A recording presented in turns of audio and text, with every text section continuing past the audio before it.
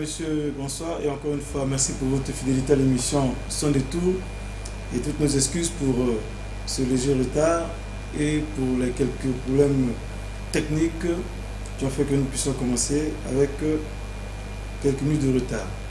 Ce soir, nous avons le plaisir de recevoir sur ce plateau Monsieur Tengue Tengue. Bonsoir Monsieur Tengue Tengue. Bonsoir Monsieur Sonny Benga. Chef d'entreprise. Vous n'aurez malheureusement pas d'inclus parce qu'on a un problème technique. Monsieur Jean-Philbert Nombo, économiste. Bonsoir monsieur. Bonsoir. Financier aussi. Bonsoir. Et enfin monsieur Patrick Goma, économiste aussi. Bonsoir. Bonsoir. Voilà. Pour parler de quoi? Vous parlez de l'économie cette fois-ci. Parce qu'au moins, ça va nous changer les thématiques que nous avons l'habitude d'aborder ici à Son Détour. Bien que on oscille entre l'économique, le politique et puis le religieux. La diversification économique, un passage obligé vers l'émergence en 2025. Nous allons essayer de nous poser cette question ce soir sur le plateau de Son Détour. Mais je m'en vais d'abord m'acquitter d'une tâche pour rappeler que le 10 juin 1991 prenaient fin les travaux de la conférence nationale souveraine après une cérémonie d'absoute, de lavement des mains entre les principaux acteurs de cet événement. 23 ans après, cette symbolique aurait pu être commémorée pour fixer les repères pour que l'oubli ne vienne pas faire le lit une fois de plus de tout ce qui a été décrié lors de la dite messe de retrouvailles entre la classe politique, la société civile et les congrégations religieuses. Que nenni. Après les violences de 93, l'horreur de 97 et les affrontements de 98, rien ne semble avoir interpellé la conscience collective, y compris celle des géniteurs du slogan « Plus jamais ça ». Lorsqu'on voit l'indifférence avec laquelle cette journée est banalisée, on dit seulement le 10 juin 1991 aura existé. Vive l'avenir. Quel avenir? Tous sont tournés vers le réalisme politico-économique dans la gestion des destinées de la nation. Il faut se projeter en 2025. Friand de slogans, adepte de petites formules et consommateur de rhétoriques bien faites, la classe politique congolaise, y compris ceux qui officient à la destinée de ce pays, consomme plus que d'habitude des concepts venus de cerveaux entre guillemets supérieurs, certainement pour leur faire avaler ou faire acheter encore entre guillemets de nouveaux concepts. Nous voici en train d'adopter, sans coup férir, de nouvelles expressions. Après l'autosuffisance alimentaire, voilà jeté dans la pavée diversification et émergence à l'horizon incertain. Point d'interrogation. Du 4 au 6 juin dernier, dans la salle de conférence d'un grand hôtel de la place, a eu lieu la revue de la performance du portefeuille de la Banque mondiale, avec pour axiome accélérer l'exécution des projets pour des résultats tangibles et durables. Pour la Banque mondiale, le partenariat qu'elle noue avec le Congo vise d'abord à mettre un terme à l'extrême pauvreté et à promouvoir une prospérité partagée. Philanthropie, certainement pas. C'est ainsi qu'une stratégie de partenariat pays 2013-2016 a été élaborée entre la Banque mondiale et le Congo, dont l'objectif principal est d'aider le pays à mettre à profit ses importants revenus pétroliers pour diversifier son économie et améliorer ses indicateurs sociaux. On y lit par ailleurs que le but ultime de la Banque mondiale est de contribuer à propulser le Congo à devenir un pays émergent. Fin de citation. Diversifier son économie dans le but ultime de devenir un pays émergent. c'est loin d'être le tableau qui a été peint par Madame Sylvie Dossou, représentant résident de la Banque mondiale au Congo, qui lors de la revue du portefeuille a dressé un réquisitoire pour le moins sévère qui contraste avec les objectifs de la stratégie pays 2013-2016, de propulser le Congo vers l'émergence. Morceau choisi.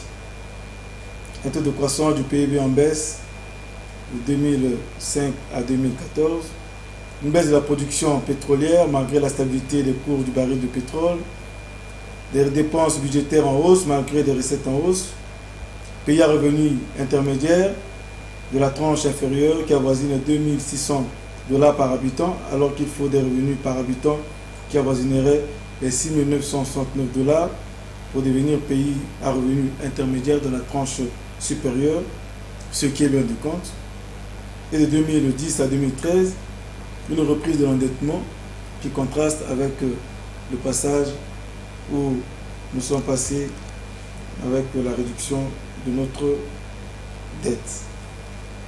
Une croissance non créatrice d'emplois, etc. À ce titre, tableau, si on y ajoute le fait que le secteur bancaire surliquide qui ploie sous les excès de liquidité et paradoxalement n'accorde que très peu de crédit au secteur privé productif, on comprend alors pourquoi le Congo occupe la place de 182e sur 189 dans le classement de Doing Business. Nous n'allons pas nous étendre. Peut-on aller à l'émergence avec de tels résultats? Et si la diversification économique pouvait permettre de desserrer le taux de la dépendance du pétrole?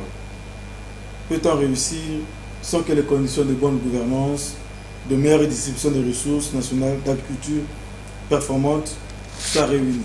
Autant de questions dont je ne vais pas passer en revue, mais qui pourront être débattues avec nos invités. Nous avons le plaisir d'avoir un chef d'entreprise qui place certainement sous le poids des crédits qu'on lui octroie facilement par la banque, qui est en surliquide. Certainement qui nous dira que c'est beaucoup plus facile aujourd'hui d'investir au Congo que ça n'était hier, et que c'est beaucoup plus facile de créer une entreprise aujourd'hui au Congo, comme ça l'était il y a quelques années, ou c'est encore beaucoup plus difficile si l'État aide les entreprises à gagner de l'argent et même à créer leur propre structure. Alors, avec le résultat qu'on vient de ce tableau qu'on vient de peindre, peut-on atteindre l'émergence dans de telles conditions? Monsieur Tsenge Tsenge, que j'ai l'honneur d'avoir pour la première fois sur l'émission Sans Détour. Écoutez, merci beaucoup, Monsieur Sonny Mbenga. Vous savez, émergence, tant qu'on ne met pas le chiffre 2025, je pense qu'on peut toujours espérer. Mais bon, je crois qu'en 2025, c'est trop optimiste. On ne sera jamais émergent en 2025. Il faudrait vraiment un miracle. Et compte tenu des situations actuelles et qu'on n'a plus que, je crois, une dizaine d'années, à peu près 12 ans qui nous séparent, même pas d'ailleurs, de 2025. À mon avis, en 2025, on ne sera pas émergent parce qu'on ne pourra pas atteindre les critères d'émergence, quoi, disons, et tout. Il est vrai qu'on a une croissance importante, c'est un des critères importants, c'est de la croissance, mais c'est une croissance qui est fragile, c'est une croissance qui ne tient que par le pétrole, par un produit, quoi, disons, simplement, quoi, disons, et tout. La diversification de l'économie aurait pu consolider cette croissance de façon à ce qu'on s'oriente, parce que l'émergence, c'est quand même une question de convergence vers, en fait, les mêmes critères que les pays développés. C'est-à-dire qu'on doit avoir une production manufacturée qui augmente, qui se diversifie, ainsi de suite. Alors ça, on ne l'a pas encore, quoi, disons. Je pense que émergence en 2025, il ne faut pas rêver. Je crois qu'on ne l'aura pas. Je pense que ça commence d'ailleurs de moins en moins à être un terme utilisé par les politiques au Congo. Je crois qu'on se rend compte que ce n'est pas possible. De plus en plus, quoi, disons. Je me souviens, en 2012, j'ai dit pour la première fois qu'on ne sera pas émergent en 2025, mais j'étais quand même content de voir que l'ancien ministre Moussa, qui était parmi ces ministres, ministre d'État du gouvernement, il y a encore 2 ans ou 3 ans ici, il disait qu'on sera émergent en 2025. Le voilà, secrétaire général, je crois, de la... la commission. La commission, enfin, la CEMAC, et qui aujourd'hui dit aussi qu'on ne sera pas émergent en 2025. Alors, je ne vois pas pourquoi il n'a pas dit. il y a 2 ans, 3 ans, qu'il était membre de notre gouvernement, et tout, c'est quand même quelque chose d'hallucinant. Alors, quelqu'un qui était responsable, ministre du plan de notre pays, qui, il disait à corps et à cri, ils ont fait dire au président de la République qu'on sera émergent en 2025, le voilà en dehors du Congo. Dire qu'on ne sera pas émergent en 2025, à la limite, on pourra faire une étape, ça sera juste une évaluation d'étape. Bon, c'est quand même hallucinant. Vous voyez, donc en fait, je crois que tout le monde sait qu'on ne sera pas émergent en 2025, et on sait tous pourquoi. Alors arrêtons de dire 2025 et travaillons sérieusement pour être émergent, peut-être en 2050, peut-être en 2080, si on travaille sérieusement. Hein. Je crois que en 2050, ça peut être possible, mais il faut travailler vraiment sérieusement. Faut-il accompagner le développement par des slogans pour que certainement on puisse y croire, parce que l'autosuffisance alimentaire en l'an 2000, aujourd'hui diversification économique et émergence en 2025, il faut diversifier l'économie pour atteindre l'émergence. Faut-il des slogans pour croire? Moi je pense qu'on n'a pas besoin des slogans, parce que l'émergence ne se décrète pas. Il faut pour cela, d'abord ce qu'il faut savoir pour l'émergence, c'est un terme qui a été utilisé pour la première fois dans les années 80 par un économiste néerlandais qui était à la Société financière internationale pour désigner les pays qui avaient un fort potentiel en investissement, dans la Chine, l'Inde, etc. Mais quand on parle d'émergence, voyons un peu ce que la Chine a fait ces 30 dernières années. La Chine a connu un développement économique assez soutenu, important ces 30 dernières années. Pourquoi? Parce qu'ils ont su réunir plusieurs conditions. La première, c'est que c'est le facteur travail. Le travail. Et la deuxième condition, c'est qu'ils ont créé les conditions d'une croissance soutenue, avec bien entendu l'amélioration des conditions de vie des populations. Et la troisième chose, ils ont su également profiter de la bonne santé des marchés financiers pour attirer les investisseurs chez eux. Donc je pense qu'aujourd'hui, pour reprendre ce qu'a dit mon collègue, l'émergence ne se décrète pas, mais il faut, bien entendu, si on veut être émergent, en 2025, je vous rappelle que 2025 c'est dans 11 ans, donc il faut d'abord créer les conditions de cette émergence. Cela passe par la valorisation du travail. Or, il se trouve que nous sommes l'un des pays où on travaille le moins. On a plus de jours fériés que l'Italie, qui est la 3e économie de l'euro. Alors, je ne sais pas dans quelles conditions on peut aller vers l'émergence. Par contre, pour ce que de la diversification de l'économie, je pense qu'il faut y aller dans cette direction, puisque aujourd'hui, nous le savons tous que nous avons les investissements hors pétrole ne représentent que 5% du PIB. 5% du PIB, c'est assez faible. Donc, si on veut diversifier notre économie, il faut également que nous puissions développer d'autres secteurs de l'économie qui sont des secteurs à très forte valeur ajoutée. Monsieur Gomez, on a l'impression que nous sommes soit des consommateurs de concepts ou de stratégies, j'ai dit, sorties de cerveau entre guillemets supérieurs et qui n'ont pas réelle emprise sur notre réalité. On se rend compte, depuis les indépendances, aujourd'hui, que nous sommes dépendants du pétrole et qu'il faut diversifier notre économie pour briser cette dépendance et certainement pour arriver à l'émergence en 2025, enfin, en 2000 quelque chose. Bon, mais déjà, il faut dire une chose. J'apprécie que M. Tsengue soit à la fois un peu optimiste et pessimiste. Optimiste parce qu'il pense qu'il faut lever le délai de temps. Pessimiste parce qu'il pense que le temps est un frein. Mais moi, je crois que fondamentalement, lorsqu'on veut atteindre un objectif, La première des choses, c'est se fixer le délai. L'objectif de 2025, nous pouvons l'atteindre, mais à une seule condition. Sinon, à deux conditions. D'abord, il faut apporter suffisamment de réformes au niveau de la bonne gestion de nos ressources et financières et humaines. C'est comme l'a dit tout à l'heure M. Lombo, il faut qu'on aille vers cette direction-là. Le travail. C'est ça le premier facteur. Maintenant, le second facteur, c'est arriver, bien entendu, à faire des bons choix dans les projets. Il faut faire des bons choix, il faut arriver à faire des réformes qui puissent accompagner non seulement la croissance financière, mais la croissance surtout des ressources humaines, parce que c'est la clé.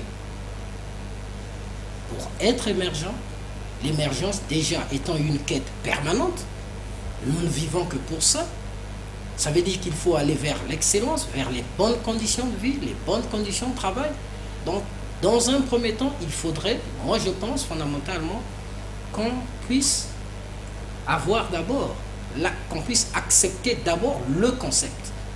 Et lorsqu'on a accepté le concept, il faut en ce moment trouver toutes les solutions qui se posent aux problèmes qu'il y a en face. Le problème, il ne faut pas qu'on voie les murailles, il faut qu'on passe au-delà de murailles. Le constat au jour d'aujourd'hui, tel que vous l'avez brossé dans votre introduction, selon le rapport de la Banque mondiale, ce constat, il est amer. Mais au-delà de ce constat, qu'est-ce qu'il faut faire? Mais il faut passer aux réformes.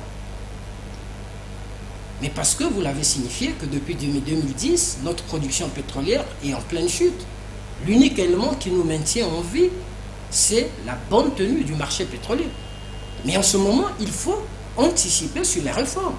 Comment accompagner le secteur hors pétrole pour que ce secteur se développe aussi rapidement pour être à l'abri du chute du marché pétrolier? Donc moi je crois que d'un côté, il ne faut pas être trop pessimiste parce que 2025, moi je crois pour 4 millions d'habitants, c'est possible qu'on atteigne l'objectif. Mais les conditions sont fixées. 1. Améliorer notre gouvernance. 2. Accélérer le travail. Donc faire attention aux ressources humaines qui sont les Congolais. Très bien. Accélérer les réformes. Comme on dit, le constat est amer. On dit, mais quels sont les freins finalement qui bloquent? Vous permettez que je réagisse un peu sur la question de la diversification. La stratégie en elle-même de se dire on va diversifier l'économie pour pouvoir rechercher l'émergence du Congo, en soi elle n'est pas mauvaise. En fait c'est une bonne stratégie. Ce qui tue le Congo, ce n'est pas tant un déficit de stratégie, un déficit de conception des stratégies à mettre en œuvre pour pouvoir développer le pays. Ce qui tue le Congo, c'est un problème de management, de gouvernance. Voilà le problème qui tue le Congo. En soi, diversifier l'économie, c'est une bonne stratégie pour une économie qui est essentiellement centrée sur le pétrole et aujourd'hui un tout petit peu le bois et le reste. C'est une bonne chose, la stratégie qu'on voudrait mettre en place. Le problème aujourd'hui, c'est le management. Comment faire cette diversification? Quels sont les résultats que l'on obtient véritablement par les actions qui sont menées par le gouvernement aujourd'hui? Voilà la vraie question. Est-ce que les ressources, quelles sont les ressources dont dispose le Congo aujourd'hui qui peuvent permettre de tourner le dos, par exemple, au secteur pétrolier? Parce mais il ne s'agit pas de diversification économique, il faut moins qu'on sache quelles sont les ressources dont nous disposons, dont nous pensons que ces ressources-là peuvent faire le contrepoids de... Il ne s'agit pas de tourner le dos au secteur pétrolier ou au pétrole, pas du tout. Il s'agit d'utiliser les moyens, les énormes moyens financiers qui nous viennent du pétrole pour impulser des dynamiques économiques créatrices de nouvelles entreprises et de richesses. Dans d'autres secteurs comme le bois, nous avons du bois dans notre pays, comme les autres mines, nous en avons. Et comme l'agriculture et l'agroalimentaire, il s'agit en fait, on est un pays qui a une trésorerie énorme. Financièrement, nous avons de grandes ressources financières. Il s'agit d'utiliser ça comme un levier et d'utiliser ça convenablement comme un levier avec une bonne gouvernance. Ce qui différencie les pays comme la Chine, qui sont devenus des pays émergents, comme Singapour, comme le Brésil, en fait, c'est aussi la gouvernance. C'est-à-dire, c'est la qualité du leadership que ces pays ont eu à des moments fondamentaux de leur existence. Et ça nous manque. Il faut qu'on sache comment on crée des entreprises. Nous sommes, vous avez dit, 182e aujourd'hui. 189e pays sur... on est dernier. Bon, vous voyez, c'est ça le problème là. Le problème de la qualité du leadership chez nous. Et ça, c'est le problème fondamental. 189... Mais attendez. Vous savez, depuis quand on est dans les profondeurs de ce classement? Ça fait des années. Si on n'est pas 189e, on est 185e. Si on n'est pas 185e, on est 182e. Si on n'est pas 182e, on est 187e. Ça fait presque aujourd'hui 8 ans ou 10 ans que c'est comme ça. Mais attendez, ça empêche qui de dormir? Je ne sais pas quel est le ministre qui est chargé de ce problème-là. Vous savez, ça veut dire qu'on ne crée pas des entreprises chez nous. Que c'est difficile de créer des entreprises chez nous. Mais il y a quelqu'un qui est responsable de ça. Il y a un ministre, je ne sais pas lequel, mais est-ce qu'il a des insomnies? Parce que ce chiffre est mauvais depuis 10 ans. Ce type n'a pas d'insomnie. Il devrait en avoir. Et voilà le problème chez nous. On a un résultat qui est dit mauvais depuis des dizaines d'années. Et il y a quelqu'un qui est responsable de ce chiffre-là. Et il n'a pas d'insomnie. Il dort tranquillement. Des séminaires de renforcement de capacité, d'autant plus qu'on n'était pas habitué à ce genre d'exercice. Est-ce que ce n'est pas aussi le fait culturel que nous n'étions pas non plus habitués à l'économie de marché pour avoir peut-être évolué dans un système communiste ou ça? Vous savez, en fait, la gestion axée sur les résultats. Vous savez ce qu'on devrait faire, à mon avis? Ce n'est pas de la gestion axée sur les résultats. Il faut faire en sorte que les rémunérations des gens, notamment des ministres, des directeurs généraux dans la fonction publique, dans l'administration, soient axées sur les résultats. Il faut faire de la rémunération axée sur les résultats. Arrêtons de faire la gestion axée sur les résultats. Moi, je pense pour rebondir, pour revenir un peu à ce que disait mon collègue tout à l'heure, c'est vrai que nous sommes dans une économie de rente, mais il faut en sortir. Il faut en sortir pour aller vers, pour développer d'autres secteurs de l'économie nationale qui sont des secteurs porteurs d'emploi. Je fais allusion, par exemple, on peut développer le secteur des services. La banque, assurance, les nouvelles technologies, pourquoi pas les énergies renouvelables, etc. On créerait beaucoup d'emplois si c'est un bassin d'emploi. Mais il faut que ça soit accompagné aussi par, comment dirais-je, la nécessité de revaloriser les collèges d'enseignement technique. Parce que si on crée d'emplois et qu'on ne forme pas suffisamment de jeunes, je pense qu'on ne pourrait pas y arriver. Donc il faut dans un premier temps développer les autres secteurs, indépendamment du secteur pétrolier bien entendu, et mettre en avant l'école des métiers pour donner la possibilité, l'envie aux jeunes d'apprendre un métier et d'avoir un emploi à la sortie donc d'une formation. Et c'est ce qui se fait ailleurs, et ailleurs on parle même des fonds souverains. Je lisais hier un journal où j'étais surpris, la Finlande qui a le fonds souverain le plus important, suivi du Koweït, 711 milliards d'euros. Parce qu'ils pensent déjà à l'après-pétrole. Donc il faut aussi une politique, notre capacité à pouvoir anticiper sur l'avenir. C'est ça le plus important. Et ça passe aussi par la formation. Oui, très bien. On peut revenir sur la formation, on peut ressasser, mais est-ce que l'environnement est propice pour la création de promouvoir le secteur privé, par exemple, pour que nous ne puissions pas rester dans les profondeurs de ce classement au niveau du business. Déjà, il faut dire une chose. C'est vrai que d'un côté, l'environnement pose problème parce que les entreprises, pour se développer, ont besoin de ressources. Et ces ressources, ils vont les tirer où? Elles vont les tirer où?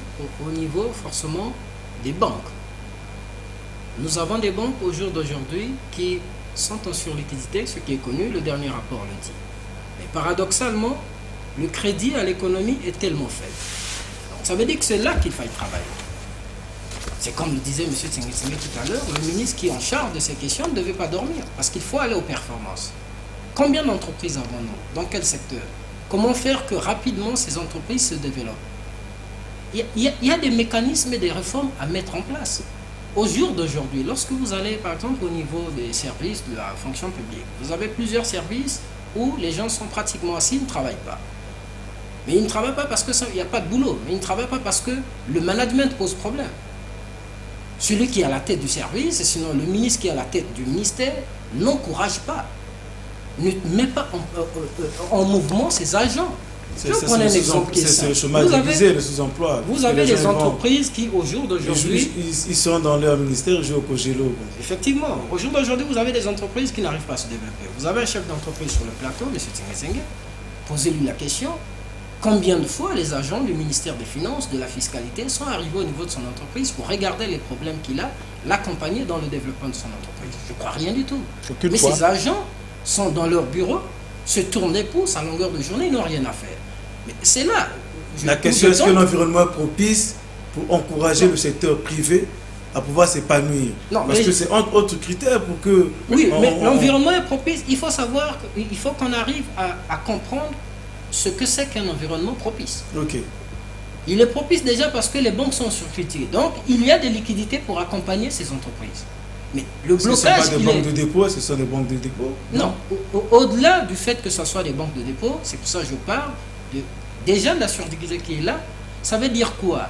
Le ministère en charge de finances, qui est censé gérer les banques, devait mettre en place toutes les réformes nécessaires pour que la surliquidité qui se trouve au niveau de banques puisse accompagner ces entreprises-là. Mais ces réformes partent bien entendu du fait qu'il faut arriver à mettre ces agents de l'État autour de ces entreprises pour qu'ils encadrent ces entreprises, accompagnent ces entreprises vers la croissance. Un agent de l'État qui est mis derrière une entreprise, un agent de la fiscalité par exemple, qui est mis derrière une entreprise, qui appuie l'entreprise, qui accompagne l'entreprise vers la croissance, cet agent reçoit des bonus. C'est ça les réformes qu'il faut engager. Parce que lorsque l'agent a des bonus, ça encourage quoi? Ça donne le tonus aux autres. Donc au lieu de se tourner les pouces dans les bureaux, ils sont là chargés d'accompagner la croissance du secteur privé. Et c'est là les réformes qui manquent dans ce management que nous avons des problèmes avec le président Sassou et son gouvernement. Il faut que ça change. Il y a des ministres qui dorment, comme dit M. Tsenge. En aucun seul instant, ils pensent à la République. Mais penser à la République, c'est penser à la construction des entreprises, par le biais, bien entendu, des banques qui sont en liquidité, par le biais de l'encadrement de ces banques. Mais parce que ce n'est que comme ça qu'on créera un secteur hors pétrole dynamique. Il y a quelques années, c'était beaucoup plus difficile pour tout le monde de créer une entreprise. Maintenant, apparemment, c'est beaucoup plus facile. En un jour, vous pouvez créer une entreprise. Oui, c'est la théorie qui dit que c'est en une journée. C'est théorique. Lorsque vous arrivez au CFE, c'est jamais... Les mécanismes ont été simplifiés, donc on peut créer en une journée. Oui, bien sûr. Bon, je pense qu'il y a d'autres... Permettez, je pense qu'il y a d'autres verrous qu'il faut certainement enlever. Bon, la première chose, c'est... On a parlé tout à l'heure de...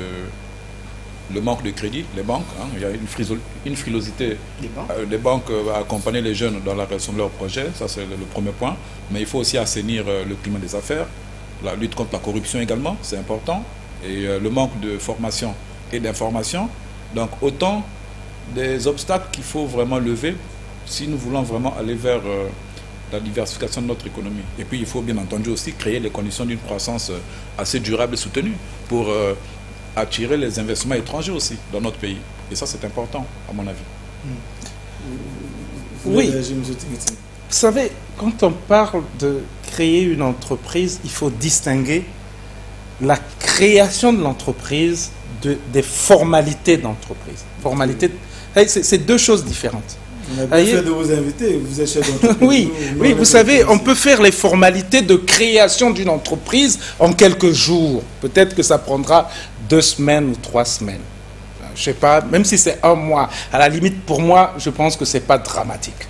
Ce n'est pas là que se trouve l'enjeu de la création d'entreprise. Ce n'est pas au niveau des formalités de création d'entreprise, qui sont juste des formalités administratives et juridiques. Il n'y a rien là, il n'y a pas de difficulté majeure. Que ça se fasse en 48 heures ou en 1 mois, ce n'est pas en soi là qu'il y a un problème. Mais créer une entreprise, c'est quoi? Créer une entreprise, c'est qu'il y a quelqu'un qui a une idée. Il dit, je veux faire telle prestation de service pour le compte de... ou je veux fabriquer de la chikwang à grande échelle. C'est une idée. Il a cette idée et il faut faire passer cette idée-là du stade de l'idée à l'entreprise, que ça devienne une entreprise qui produise. Alors, là, il y a plusieurs étapes.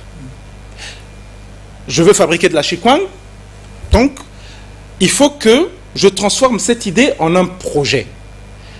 Mais généralement, qu'est-ce qui se passe?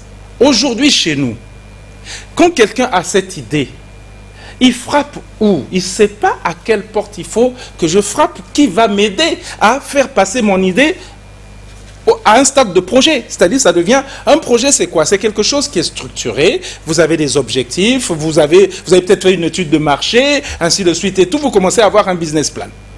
Comprenez? Et il faut qu'il y ait quelqu'un qui l'accueille. On n'a pas ces structures. Si vous, monsieur Sony Benga, voulez fabriquer du manioc, vous savez à quelle porte il faut frapper? Vous ne le savez pas. Vous n'avez aucune structure d'accueil chez nous d'un jeune étudiant qui se dit, moi, je veux faire du manioc, il frappe à quelle porte? Il n'y en a pas. Il n'y a personne qui l'accueille. Ça, c'est déjà un handicap important. C'est ça l'environnement aussi des affaires. Après ça, une fois qu'il a le projet, vous voyez, une fois qu'il a son projet... Une fois qu'il a enjambé cette difficulté. Il a enjambé cette difficulté parce qu'il est allé voir X, M. Tsenge, un ami qui l'a aidé, parce qu'il n'y a pas de structure pour ça. Qu'il a peut-être aidé, il a maintenant son projet, il faut qu'il se dise des financements. Qui doit le financer? Comment il va financer? Quand il va à la banque, on lui dit, mais tu as quoi toi? Est-ce que tu as une parcelle et tout? Et puis parfois on te dit, mais ton projet ne vaut rien. Parce que c'est ce que disent les banques aujourd'hui. La plupart du temps, on leur présente des projets qui ne sont pas bancables. Voilà. Et moi j'ai vécu des choses comme ça, où non, c'est pas que mon projet n'était pas bancable, c'est qu'il me manquait des garanties. Vous voyez, j'avais un très bon projet, mais il manquait des garanties. Et donc vous voyez, à la limite, qu'est-ce qui se passe véritablement dans cet environnement? C'est que la personne qui veut entreprendre, dans tout le parcours, de l'idée à la création de son entreprise, il est seul. C'est ça la solitude qui fait que la personne, on n'arrive pas à créer, la plupart des entreprises meurent dans l'œuf. Parce qu'il est seul. Le potentiel créateur d'entreprise est seul. Enfin, parce qu'il manque des structures. Vous acceptez quand même qu'une banque puisse demander des garanties, parce que... C'est tout à fait normal. De l'argent, sachant que votre projet peut-être ne sera pas, comment on appelle ça, la rentable. Mais bien sûr, mais c'est tout à fait normal. Mais alors, le rôle de l'État... Lorsque vous créez une entreprise, je pense... Le rôle de l'État... toutes les garanties. Mais non, justement. Regardez, vous croyez que le gars qui a créé Facebook dans sa chambre d'étudiant, il avait tous les moyens, toutes les garanties? Mais non, c'est que l'environnement aide aussi, apporte une assistance à des gens comme ça dont le cerveau travaille et qui créent des choses. Voilà, le problème c'est notre environnement. On parle toujours de l'environnement des affaires. Et l'environnement des affaires, c'est tout ça. Quand une banque, qui est une banque commerciale, c'est normal qu'elle vous dise, moi je vends de l'argent. La banque vous dira ça. Et il faut des garanties, c'est pas mon argent, la banque va vous dire ça. L'argent que je vous prête, il faut que ça revienne, il faut que je sois sûr. Et si ça ne revient pas, il faut que j'ai une garantie de vendre quelque chose. C'est tout à fait normal qu'une banque dise ça. Mais l'État, quand une banque dit ça, que doit faire l'État pour pour lever cette contrainte-là, pour permettre à la banque de financer l'économie? Mais il faut qu'il crée des structures financières, soit de garantie, on appelle ça par exemple des fonds de garantie, qui permettent que à la banque de faire ce crédit-là, mais qui est garanti par ce fonds de garantie. Ça n'existe pas chez nous. On a créé, je crois, le FAGAS, mais qui ne fonctionne pas encore. Qui ne fonctionne pas. Ce qui se passe, vous voyez, c'est cela. Moi, on ne dit pas que la banque a tort. Elle est sur liquide, mais elle ne peut pas prêter aussi à n'importe qui. Et c'est tout à fait normal. Et surtout que la structure des entreprises privées au Congo, les entreprises privées nationales, elle n'est pas bien connue. On ne sait pas qui est qui fait quoi. Je ne suis pas d'accord. Je ne suis pas d'accord. C'est quelles entreprises vous parlez comme ça? Non, je ne suis pas d'accord. Il ne faut pas déprécier les entreprises congolaises. Non, ce que moi je vous dis qui est très... Je ne déprécie pas, mais je pense que si vous pouvez faire une situation des entreprises privées qui doivent accompagner le développement économique du pays, vous aurez du mal à avoir des entreprises qui soient de la taille de certaines, de celles qui passent des accords avec... Mais vous avez des petites entreprises. Avec d'autres entreprises. Vous avez des petites entreprises, monsieur Sony Benga, parce que l'environnement est difficile pour ces entreprises. C'est pas pour rien qu'on est 189e. C'est parce que la vie d'une entreprise est difficile dans notre environnement. Il faudrait bien que l'État joue son rôle pour que le créateur d'entreprise, l'entrepreneur ne soit pas seul. Ailleurs, l'entrepreneur n'est pas seul. Il a tout un ensemble de structures qui l'accompagnent, qui l'encadrent, qui le permettent de ne pas être seul. Chez nous, le créateur d'entreprise est seul. Je vous dis, dès le départ de l'idée, il ne sait même pas à quelle porte frapper. Il ne sait pas où aller. Je pense que tout après l'émission, les gens sauront ces difficultés-là et puis on pourra les régler. Vous voulez réagir? Non, c'était juste monsieur, pour, la structure des entreprises pour aller dans le même sens. Je disais tout à l'heure que le secteur privé au Congo se compose de la manière suivante. Vous avez à peu près à peine une dizaine d'entreprises qui sont essentiellement basées à Pont-Noir, mais qui sont sous la houlette des multinationales. Voilà. Dans le chiffre d'affaires autour de 1 milliard, voire un peu plus. Et vous avez à peu près une centaine, un peu plus d'une centaine d'entreprises qui sont à la limite du secteur formel. Et après, vous avez les très petites entreprises qui sont dans le secteur informel. Donc là aussi, il y a un problème. Il faut que nous puissions faire de telle sorte que les deux... Dans quelle catégorie mettez-vous les entreprises qui dépendent des marchés publics, qui, lorsque on ne leur paye pas...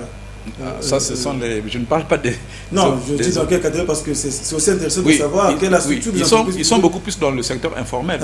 Informel. Mais non, non, je ne suis pas d'accord. Je ne dis pas toutes les entreprises. Je ne dis pas toutes les entreprises. Je dis... ils sont aussi dans le secteur informel, mais pas toutes.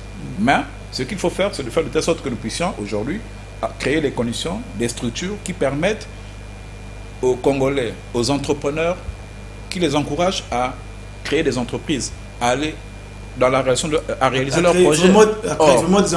À créer des entreprises, bien sûr, des bilans qui tiennent des bilans tous les ans, etc.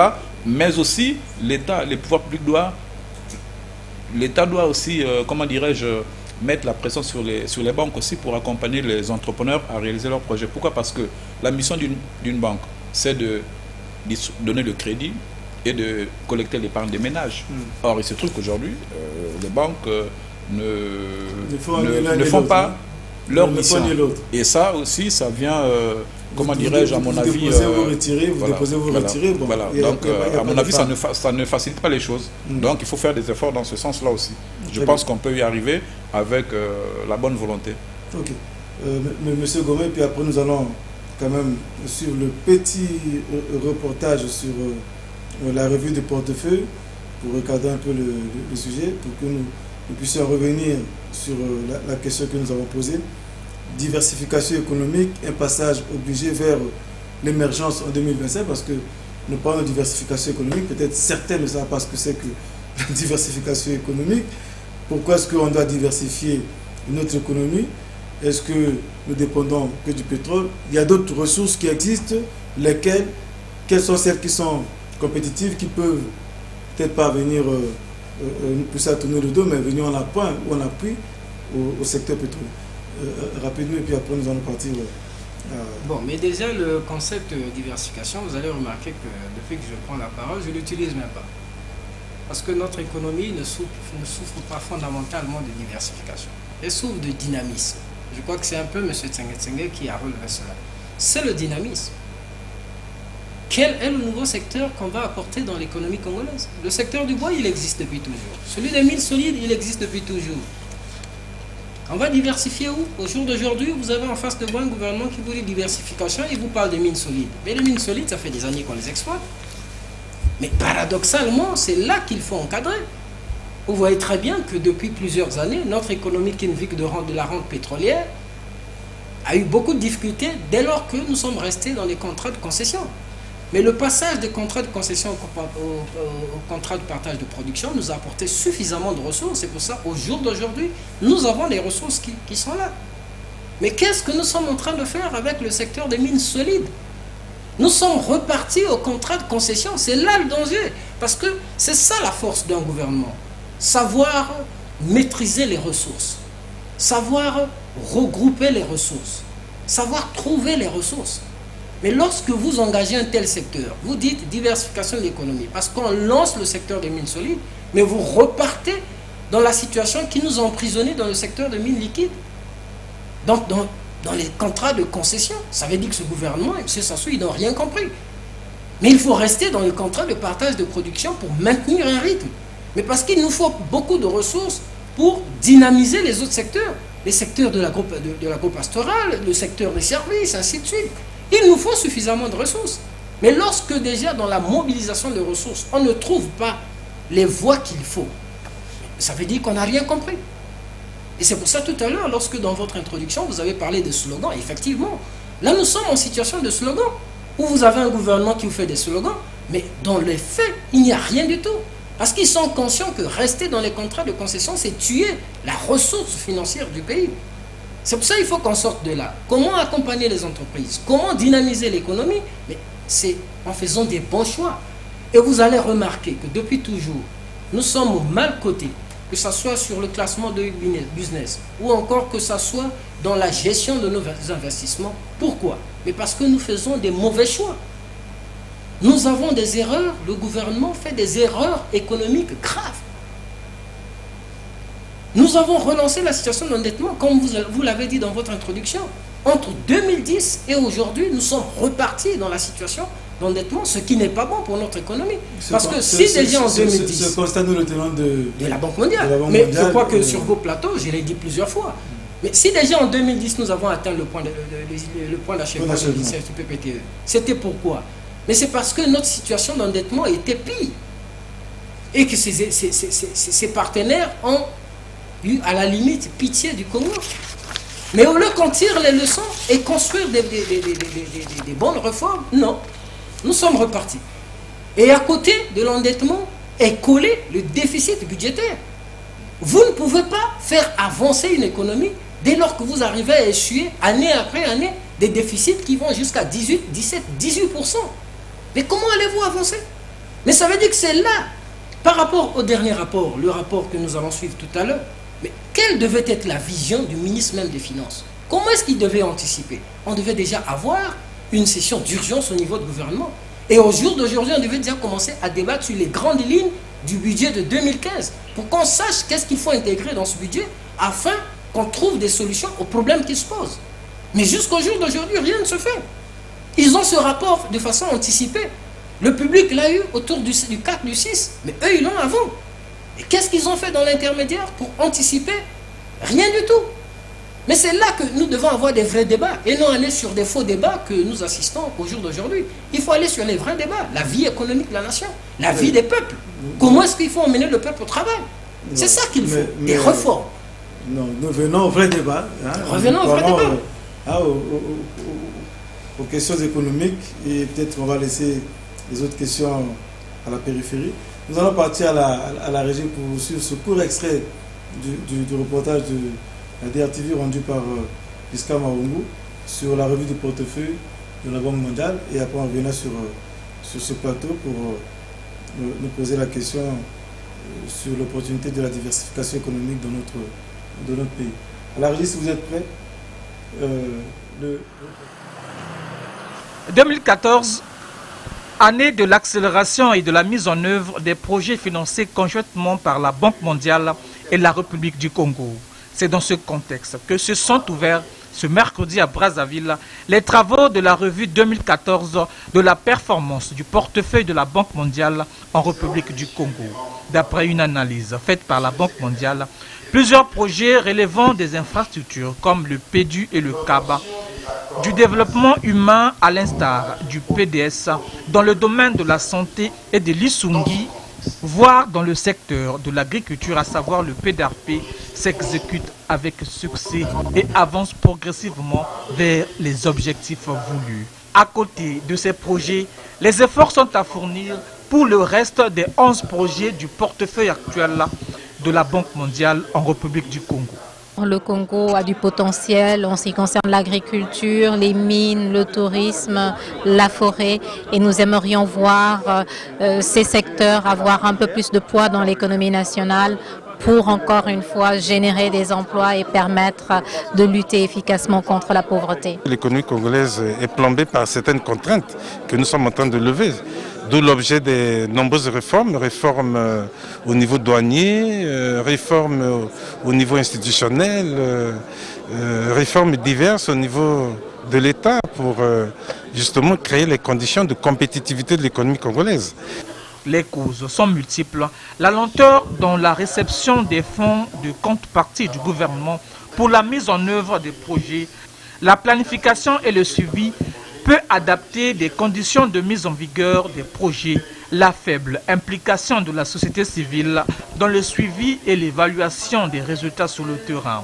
À cela s'ajoute le contexte macroéconomique et social peu favorable, marquée par une croissance peu inclusive et moins génératrice d'emplois, l'absence d'appui du secteur privé par un secteur bancaire en surliquidité, la mauvaise position du Congo dans le classement Doing Business. La cérémonie d'ouverture a connu la présence du directeur des opérations de la Banque mondiale pour les deux Congos, Estache Wayaro. Donc, le reportage revient sur ce que nous avions dit au départ, mais quelqu'un a parlé ici des réformes.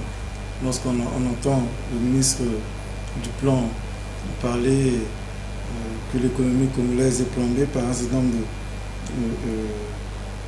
de contraintes et qu'on a amorcé des réformes pour essayer de desserrer ces contraintes-là, ils sont quand même dans l'anticipation, monsieur Nombo. Non, il faut qu'on revienne.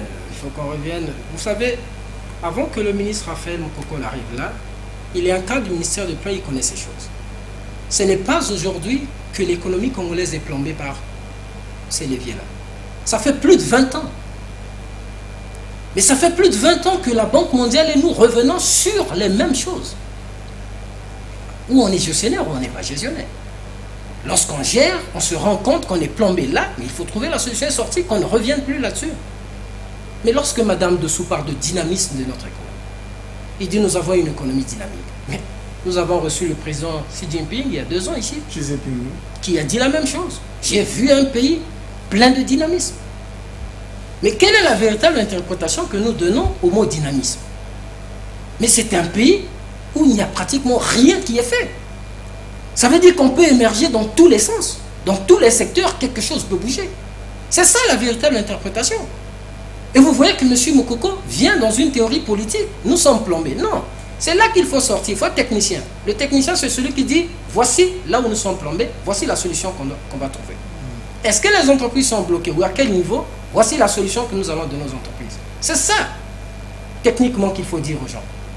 Mais vous avez par exemple un secteur comme celui du sport, qui est plombé depuis combien d'années? Vous avez vu le gouvernement trouver des solutions pour dire, nous allons créer suffisamment d'emplois dans ce secteur? Je vais vous prendre un exemple simple. Nous avons 16 équipes de première division au football. Combien d'équipes disposent d'un terrain de football? 0. Combien d'équipes disposent d'un comptable? 0.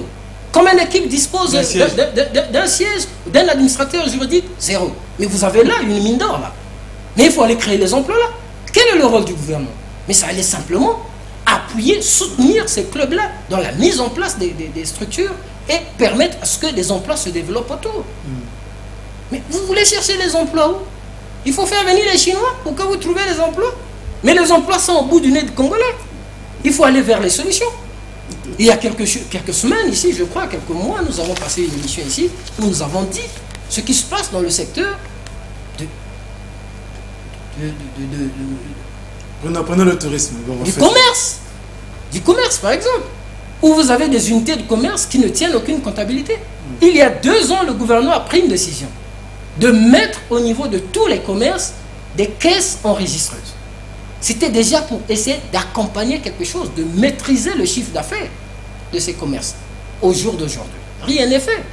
Mais voilà les plans. Mais quand vous avez un gouvernement qui connaît ce qui se passe, qui refuse d'y aller, vous voulez quoi? Nous passerons 5 ans après, vous reviendrez, vous reposerez la question à M. Mokoko, il vous dira, notre économie est plombée. Il faut des réformes. Le portefeuille de la Banque mondiale compte 11 projets actifs et parmi ces 11 projets, il y a l'appui à la diversification de l'économie. Hein? C'est le projet EPAD. Je m'en vais seulement vous lire les 2 objectifs. Promouvoir la croissance des investissements dans le secteur hors pétrole.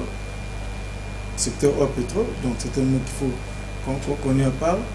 Et promouvoir la croissance du secteur privé dans le secteur hors pétrole. Alors, je pense quand même que là, c'est quand même c'est clair. Favoriser la croissance dans le secteur hors pétrole. Accompagner le secteur privé hors pétrole. Alors, on n'a pas de la structure des entreprises privés existants. Il y a des financements.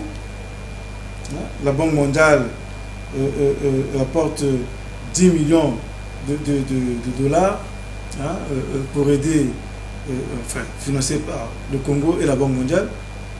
Certainement, ce financement-là existe, qui ne profite pas aux heureux bénéficiaires. Permettez, avant que M. Nombo et M. Tsenge interviennent, il faudrait que... Est-ce qu'ils sont même au courant de ça? Il faudrait que le public qui nous suit ce soir comprenne comment est-ce que ça fonctionne dans ces fonds-là. C'est ça, tout à l'heure, on a dit que les fonds de contrepartie du Congo arrivent à contre-goutte. C'est là aussi que nous devons réfléchir sur la manière de mettre en place ces projets avec la Banque mondiale. La Banque mondiale intervient à quel taux souvent dans ces projets? C'est autour de 25%. C'est nous qui apportons le gros dans ce projet. Le gros. Maintenant, quand vous regardez dans le fonctionnement de ces projets, c'est quoi exactement? Qu'est-ce que la Banque mondiale apporte? Généralement, c'est l'expertise. Et cette expertise, il la trouve où? Et parfois sur place. Parfois dans les pays qui sont frontaliers. Et le gros du projet est absorbé par l'administration et par ses experts. Mais n'arrive finalement à concerner quoi? C'est de la poussière. Ça veut dire que nous-mêmes, quand nous parlons de réforme, il faut qu'on arrive véritablement à réformer là. De telle sorte que lorsqu'on a dit qu'on met en place un fonds de 10 millions de dollars, que ça aille réellement chez le bénéficiaire. Réellement chez le bénéficiaire.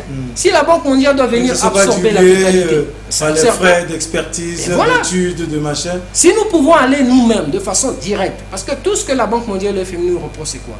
C'est la bonne gestion des ressources financières. Si nous pouvons aller nous-mêmes, il n'y a aucune contrainte avec eux. C'est vrai que nous avons des accords, mais il y a des accords, des éléments qu'on peut lever au niveau de ces accords pour aller de façon directe et que les bénéficiaires puissent jouir de ces avantages. Donc il faudrait que... Bon, je me suis permis de le dire avant que M. Nombo et M. Tsenge prennent la parole. Non. La seule chose que je voulais dire, je l'ai dit tout à l'heure, que les investissements hors pétrole ne représentent que 5% du PIB. Donc c'est vraiment très très faible. Et c'est pas de nature... Comment peut-on aller à la diversification de l'économie si on... Donc je dis déjà, rien que 5% du PIB, c'est très très faible. Donc ce qu'il faut faire, c'est de pouvoir investir massivement dans des secteurs à forte valeur ajoutée. Tout à l'heure, on a parlé du tourisme. On aurait pu... Aujourd'hui, nous sommes en train de construire beaucoup de bâtiments administratifs au titre de l'administration accélérée. Mais on peut, par exemple, dans le domaine du bâtiment, quels sont les métiers qu'on peut créer autour du bâtiment? C'est une question qu'on peut se poser. On peut former les jeunes à nettoyer le marbre, à être des marbriers, à être des vitriers, etc. etc. C'est ce que font les autres. C'est ce que nous ne faisons pas ici. Nous avons un ministère de la formation qualifiante professionnelle qui est vraiment un atout qui peut nous permettre d'aller vers la diversification de notre économie. Donc il faut lier, concilier les investissements et la formation. Donner la possibilité aux jeunes d'apprendre des métiers. Aller à l'école des métiers. Il faut valoriser l'école des métiers parce que les métiers, les emplois dont on veut créer, c'est pas dans la fonction publique, c'est pas dans l'administration. Donc il faut aller vers ce secteur-là que l'agriculture, quels sont les métiers qu'on peut créer autour de l'agriculture, quels sont les métiers qu'on peut créer autour du bâtiment, etc. etc. C'est de cette manière-là qu'on arrivera progressivement à diversifier notre économie et à préparer aussi l'après-pétrole. Je vous ai parlé tout à l'heure des fonds souverains. D'autres pays pétroliers, soyons un peu regardants ce qui se passe ailleurs. Dans d'autres pays pétroliers, ça permet aussi de mettre de l'argent de côté. Voilà, de mettre de l'argent sur le côté. Non, de mettre de l'argent de côté pour préparer l'avenir aussi. Bon, mais ce qui est vrai, c'est qu'au jour d'aujourd'hui, nous avons mis en place un fonds souverain qui a été voté par le Parlement depuis un moment. Maintenant, il est question, bien entendu, dans ce souci, de faire que ce fonds puisse réellement fonctionner. Déjà, la première année de 2014, je crois qu'on a mis à la disposition de la communauté internationale 500 milliards dans ce fonds souverain. C'est quelque chose pour essayer d'anticiper, c'est bien. Mais maintenant, il faut bien encadrer ce fonds souverain, que ça ne soit pas comme nous l'avons vécu avec les prêts qu'on a fait à la Côte d'Ivoire, en Centrafrique, où c'est des prêts à taux zéro, pendant que nous-mêmes allions emprunter à des taux 1,75, 2%. Et c'est là les erreurs politiques, les erreurs économiques qui ont été faites par ce gouvernement. Oui, mais lorsqu'on parle de fonds souverains, et puis en même temps, vous dites que l'endettement reprend de l'envol. Depuis 2011, nous avons repris. Parce que ici mais c'est pas dramatique non plus, vous savez. Il ne faut pas non plus exagérer. La situation n'est pas dramatique. La situation de l'endettement du Congo n'est pas dramatique. Et un pays, et puis un pays, c'est normal qu'il y ait de l'endettement. Un pays vit avec en s'endettant. Hein. Vous savez, les États-Unis, c'est quand même le pays le plus endetté du monde et c'est la première puissance mondiale. Hein. Donc, il ne faut pas non plus qu'on fasse comme un mythe autour de l'endettement. L'endettement, on en a besoin. Une entreprise a besoin de s'endetter pour financer ses activités, ses investissements et tout. Donc, en fait, c'est pas là que se trouve véritablement le problème. Moi, je pense qu'en matière de problème de diversification, je voudrais quand même corriger ce qu'on a dit au sujet du PADé, programme d'appui à la diversification de l'économie congolaise, qu'il y aurait, bon, qu'il ne resterait pas grand-chose, que les fonds vont dans le fonctionnement. Non, je pense que par exemple sur ce projet-là, c'est un très bon projet et je vais le dire assez rapidement, il semble qu'il soit plutôt actuellement en déficit de projets à financer. C'est-à-dire les Congolais n'ont pas amené suffisamment auprès de ce projet les entreprises suffisamment voilà. C'est l'objet de la... Alors, c'est parce que peut-être qu'ils ne sont pas suffisamment informés. Ils ne sont pas suffisamment informés des gens. Voilà le problème également, ils ne sont peut-être pas suffisamment informés. Je dis tout simplement que là, il y a peut-être un déficit d'information. Et de formation. Non, de formation. Nous en avons parlé tout à l'heure. Oui, aussi, mais surtout... Mais il y a déficit de projets. Oui, mais ça fait partie des verrous qu'il faut lever. Parce que nous en avons parlé tout à l'heure. Un déficit en matière d'information et de formation. Non, et que déjà les gens sachent qu'est-ce qu'ils peuvent obtenir comme financement là-bas. Vous voyez, c'est ça aussi déjà. Parce que moi, par exemple, je le sais au niveau du PADé, quel type de financement. Par exemple, si moi je veux un financement d'investissement, le PADé ne va pas le faire. Et je le sais, ce n'est pas l'objet du PADé.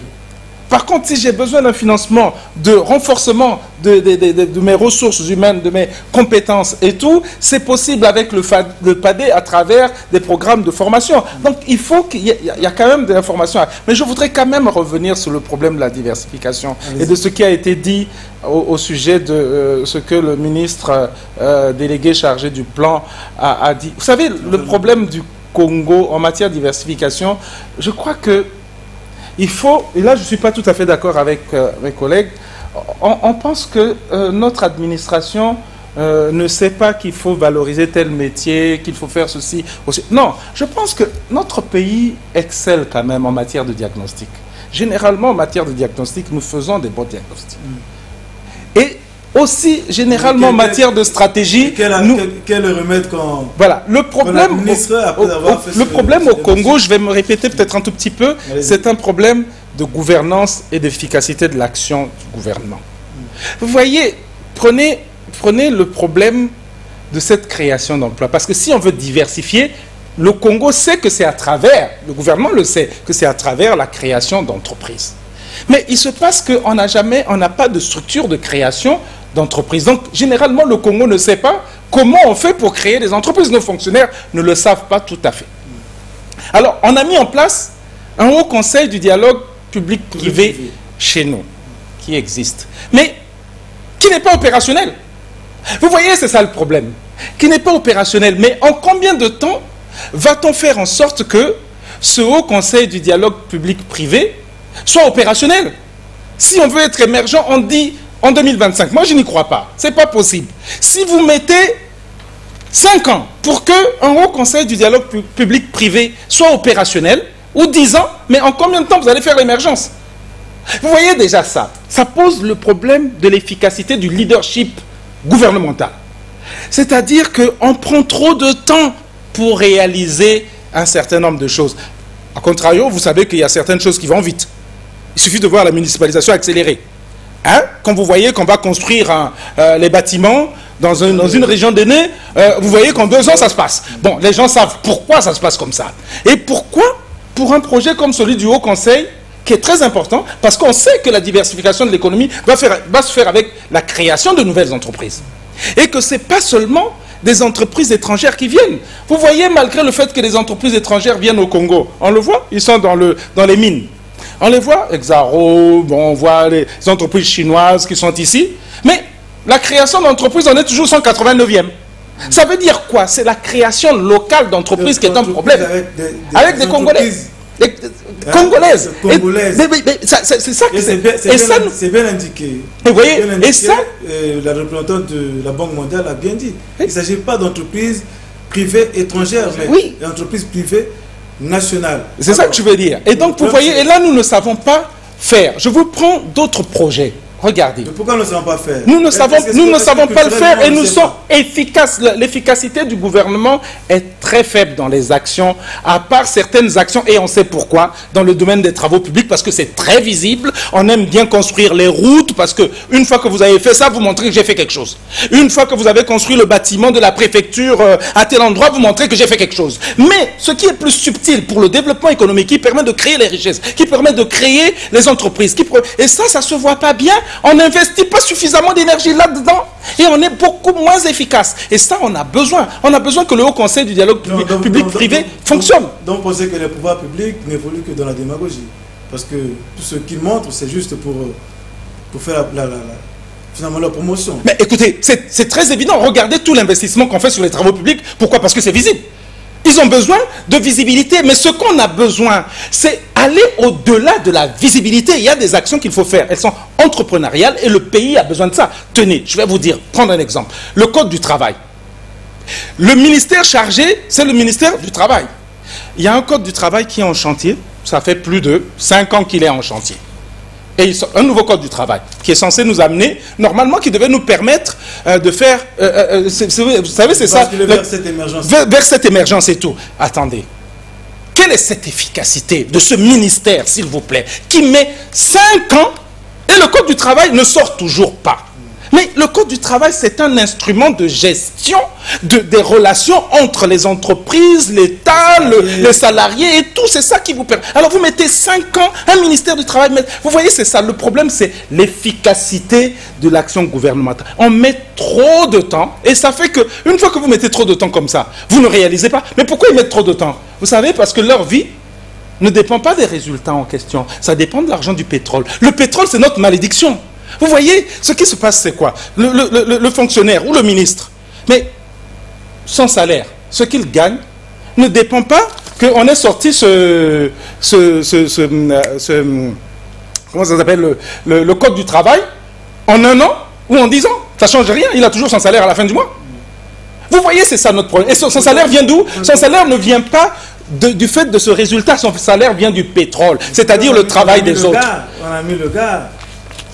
La gestion a été sur mais justement, c'est d'abord pour eux. Hein. On n'a pas mis le gars pour eux. Le problème, c'est ça, notre problème d'effet de mode dont on nous parlait tout à l'heure. C'est encore un bel habit qu'on met. Le problème, c'est qu'il faudrait qu'il y ait du leadership efficace qui prenne en charge la chose. Le gars, c'est un bon concept. Maintenant, quand vous n'avez pas des résultats et que votre résultat, en fait, vous voyez, il dépend. Bon, si votre rémunération dépendait du résultat, vous allez voir qu'on aurait plus de résultats. Il se passe que la rémunération des gens vient du pétrole. Il faut le dire clairement. Ça ne provient pas pour payer les fonctionnaires. Ce n'est pas le résultat de la fonction publique, du travail des fonctionnaires. Pour payer les fonctionnaires, l'argent vient du pétrole. Et donc, pourquoi voulez-vous que le fonctionnaire... Nos recettes... Pourquoi voulez-vous que le fonctionnaire travaille avec plus d'efficacité, plus rapidement? Pourquoi voulez-vous qu'il soit plus rapide? Il n'a pas besoin d'être plus rapide puisque pour le payer, l'argent vient d'ailleurs. Mais il y a une ressource, elle est quand même tarissable puisque les gens... Mais c'est justement là la faute du leadership. Et là, c'est grave pour l'avenir. C'est grave. Les ressources pétrolières sont tarissables et à terme, elles vont tarir le plus enfin, on attend, hein, peut-être le plus longtemps possible. Mais est-ce que ce n'est pas le moment ou jamais de commencer à poser cette problématique de la diversité? Est-ce que c'est urgent par effet de mode? C'est urgent, monsieur. Aujourd'hui, si vous allez en RDC, je suivais pas plus tard qu'hier ou avant-hier un petit message de publicité du président Kabila parlait également de la diversification économique. Je regardais une publicité sur le Cameroun vantant aussi cette expression. Bon, chacun pour atteindre l'émergence. Est-ce que ce n'est pas un effet de mode que de parler de diversification alors qu'on ne sait pas ce qu'on y met à l'intérieur? Est-ce que nous sommes vraiment conscients de ce qu'on y met à l'intérieur? Moi, je pense que c'est pas un effet de mode. c'est beaucoup plus une nécessité pour nous de le faire, parce que le pétrole, il faut penser à l'après-pétrole. Hein, le pétrole, oui, mais tout le monde y pense. Un jour ou un autre, il se trouve qu'on ne pourra plus avoir une économie qui est basée essentiellement sur le pétrole. Donc il faut aller un peu plus loin, et pour aller un peu plus loin, si nous voulons bien entendu penser à l'après-pétrole, il faut aller vers la diversification de notre économie. C'est-à-dire qu'il faut avoir que nous puissions nous donner les moyens, les capacités à avoir d'autres sources de revenus. C'est ça le plus important. Mais regardons un peu ce que se fait ailleurs, à Dubaï ou dans d'autres pays pétroliers, comment ils ont développé assez rapidement le secteur des services, par exemple. Tout à l'heure, je parlais des nouvelles technologies. Et encore aujourd'hui, on peut aussi parler peut-être des énergies renouvelables. Ce sont autant des bassins d'emploi. Si on veut lutter efficacement contre le chômage des jeunes, ben, il faut développer tous ces secteurs-là qui peuvent nous apporter des revenus supplémentaires et lutter efficacement contre le chômage des jeunes. Autant que nous faisons beaucoup de discours au jour d'aujourd'hui, c'est-à-dire que le gouvernement qui crie à la diversification de l'économie, et autant le même gouvernement oublie que depuis 1996, sinon début 1997, nous avons une ressource de diversification de l'économie, qui est la PID, la provision pour investissement diversifié. C'est quand même 10% de nos recettes pétrolières. Et annuellement, cette ressource est autour de 30 milliards, 35 milliards parfois. Mais combien d'entreprises arrivent à tirer bénéfice de cette ressource qui est censée accompagner la diversification? Mais parce que c'est ça qu'il faut que les Congolais comprennent. Depuis 1996, sous le président Lissouba, il a mis en place cette provision-là. Mais depuis, ça existe dans tous les budgets de notre pays. Combien d'entreprises ont déjà bénéficié de la PID? Rien du tout. Donc, au moment où on crie diversification de l'économie, on devait plutôt s'arrêter et regarder. Nous avons la ressource de la diversification économique qui est la PID. Pour accompagner. Pour accompagner et les TPE et les PME. Combien de TPE, combien de PME on a accompagné? Rien du tout. Parce qu'au jour d'aujourd'hui, prenez de 97 à aujourd'hui, faisons le constat. Posez les questions au niveau des ministres. Combien d'entreprises sont sorties, se sont développées avec la ressource de la PID? Combien? Ils sont incapables de vous dire. Mais vous criez à longueur de journée diversification de l'économie. Ils ne comprennent rien. Très bien. On va marquer une petite pause publicitaire et puis on va revenir parce que ça devient très intéressant.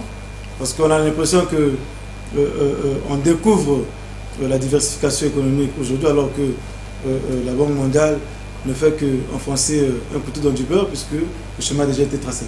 Alors, une petite page de publicité et puis après on revient sur ce plateau pour la deuxième partie de l'émission. À la régie, si vous êtes prêts. Disons déjà, la Congolaise de Banque à votre service.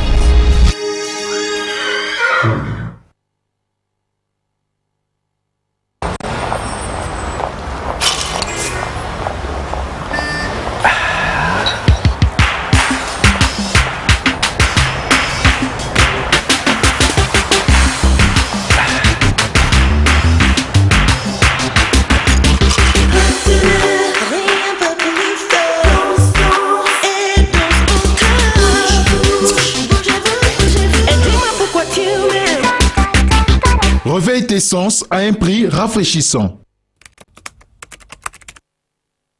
Tous les grands téléphones sont composés de beaucoup de fonctions. Découvrez Elikiamoke, le plus petit de la gamme VMK adapté à ceux et celles qui sont très branchés et très exigeants. Vous êtes fanat des réseaux sociaux? Allez-y, partagez toutes vos sensations, vos projets, vos rêves avec ceux que vous aimez grâce à Facebook en un clic. Vous naviguez constamment et partout? Allez-y, effectuez vos recherches sur Google, envoyez et recevez automatiquement vos mails en un clic. Vous adorez la zik? Écoutez vos chansons préférées, allez-y. Vibrez sous le rythme des plus belles sonneries grâce au MP3 et à la radio intégrée. Vous adorez les vidéos? Allez-y, filmez et regardez vos plus belles vidéos en un clic. Vous adorez les photos? Allez-y, saisissez instantanément vos moments fans et partagez vos joies avec vos proches. Et c'est pas fini! Son petit prix va encore plus vous surprendre. 25 000 francs CFA seulement. Ah ça, et qui a manqué, c'est grand d'être petit.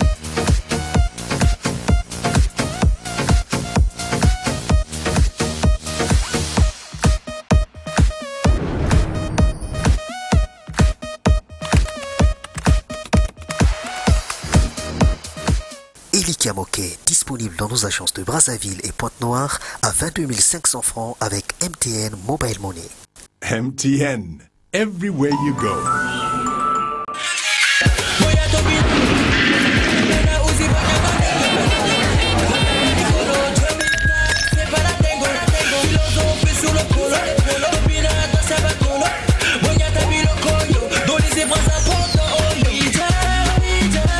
Mélange de bière et de jus de citron, Primus Radler est doublement rafraîchissant.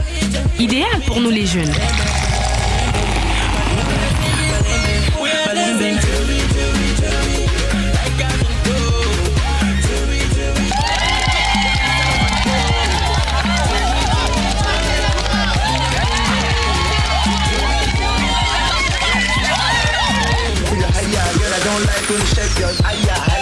Après match, namelaka Primus Radler. Na Primus Radler, nayo kakanzoto kitoko.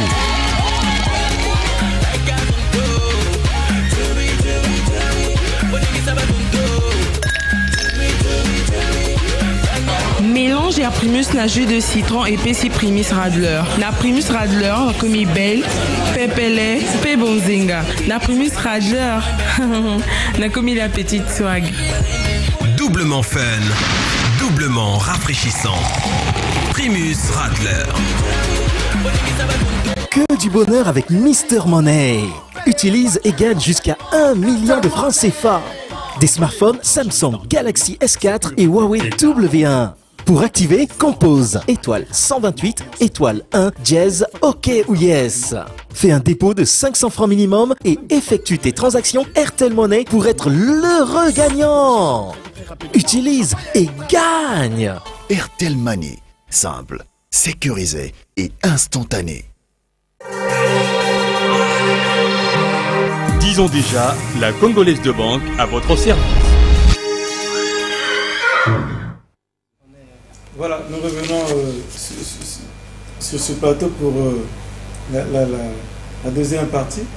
Je prenais la citation du secrétaire général adjoint de l'ONU et conseiller spécial pour l'Afrique, Cheikh Sidi Diarra, qui disait au sujet de la diversification économique, une plus grande diversité économique permettrait de multiplier les secteurs d'activité dont dépend l'économie, réduisant ainsi la vulnérabilité des pays aux chocs extérieurs. Alors, le constat qui a été fait tout à l'heure, c'est de dire que 5% seulement du secteur hors pétrole, c'est quasiment insignifiant, qui pourrait être considéré comme le secteur venant d'appui au secteur pétrolier, participe au développement de notre économie. Alors la question qu'on peut se poser, comment faire alors pour arriver à cette diversification? Comment faire pour arriver à cette diversification? Est-ce qu'il faut que les pouvoirs publics, instituts de force, prennent des lois contraignantes ou imposent les uns et les autres à s'orienter vers le secteur productif plutôt que vers la fonction publique, puisque nous tous nous voulons la sécurité. Ce Sonny Benga, vous savez, il y a beaucoup de choses qui ont été écrites. C'est pour ça que je dis que généralement en matière de stratégie, il y a beaucoup de choses qui sont écrites. Je prends la lettre d'industrialisation du président de la République, hein, qui a été faite avant, qui est aussi, y compris dans la Nouvelle Espérance, plutôt le chemin d'avenir. Vous allez voir que dans la lettre d'industrialisation, on dit l'État facilitateur. C'est-à-dire que ce n'est pas l'État qui va créer des entreprises, on ne veut plus créer des entreprises d'État. L'État va faciliter pour qu'il y ait création d'entreprises. Donc en fait, le rôle de l'État est bien clair. C'est de créer les mécanismes. De créer l'environnement. Est-ce que l'environnement existe? Voilà. Et or cet environnement est mauvais. C'est le rôle de l'État de faire en sorte que cet environnement soit propice à la création et au développement. Et je crois que ça, tout le monde l'a compris, y compris l'État et les pouvoirs publics. Tout le monde a compris ça. Maintenant, c'est l'action. Comment faire? Là, il se passe que nous n'avons pas d'expérience dans ça. Et parfois, il faut aller apprendre chez les autres. Chez les autres, qu'est-ce qu'ils ont fait? Mais ils ont créé des structures qui permettent, c'est justement ça l'environnement, qui permettent d'accompagner le créateur d'entreprise pour qu'il n'échoue pas ou qu'il y ait moins d'échecs. Ces structures, c'est comme des pépinières d'entreprise, c'est comme des incubateurs à côté des universités où les gens peuvent créer. Pourquoi? Parce qu'aujourd'hui, prenez une école comme l'École nationale supérieure polytechnique. Eh bien, ils sont dans le génie mécanique, le génie industriel, le génie agroalimentaire. Mais ils peuvent... Cet exemple-là, vous tirez d'où? De France ou bien d'ici? L'école nationale polytechnique, c'est notre école ici, notre école supérieure polytechnique, qui est située à Diata, à côté de la piscine olympique, là, à côté du stade Massama Débat. Oui, mais je prends cet exemple-là. L'école nationale supérieure polytechnique, ce que l'on devrait faire, c'est quoi? Ce que l'on devrait faire, c'est de se dire, aujourd'hui, combien de nos jeunes créent des entreprises à l'école? Parce que ça se passe ailleurs. Étant sur le banc de l'école ou à la sortie ou pendant qu'ils soutiennent leur mémoire. On peut se dire aujourd'hui, c'est zéro quasiment pour l'école nationale supérieure polytechnique. Il n'y aura pas d'entreprise qui se crée pendant que les choses sont... Alors l'objectif que peut se fixer un gouvernement, c'est de dire, je crée un environnement autour de cette école qui est une pépinière ou un incubateur qui permette de pousser les jeunes qui sont en formation à créer des entreprises. Ça se passe ailleurs, ça fonctionne. Pourquoi ça ne fonctionnerait pas? Nous ne sommes pas plus idiots que les autres. Non, mais excusez-moi, ça vous interrompt. Est-ce que ce n'est pas un problème culturel d'ailleurs? Si les enseignants qui sont dans les écoles là ne changent pas leur façon d'enseigner, de dire qu'aujourd'hui nous allons passer de la phase théorique à la phase pratique. Mais il y a... Non, monsieur Sonny Benga, il y a des problèmes culturels. Mais attendez, mais ça me fait... Mais partout, vous aurez des problèmes culturels. Même face au numérique, au développement du numérique aujourd'hui, même les États comme la France ont des problèmes culturels d'adaptation. Mais vous aurez toujours des problèmes culturels. Ça fait partie des contraintes. Simplement, il faut les prendre en considération.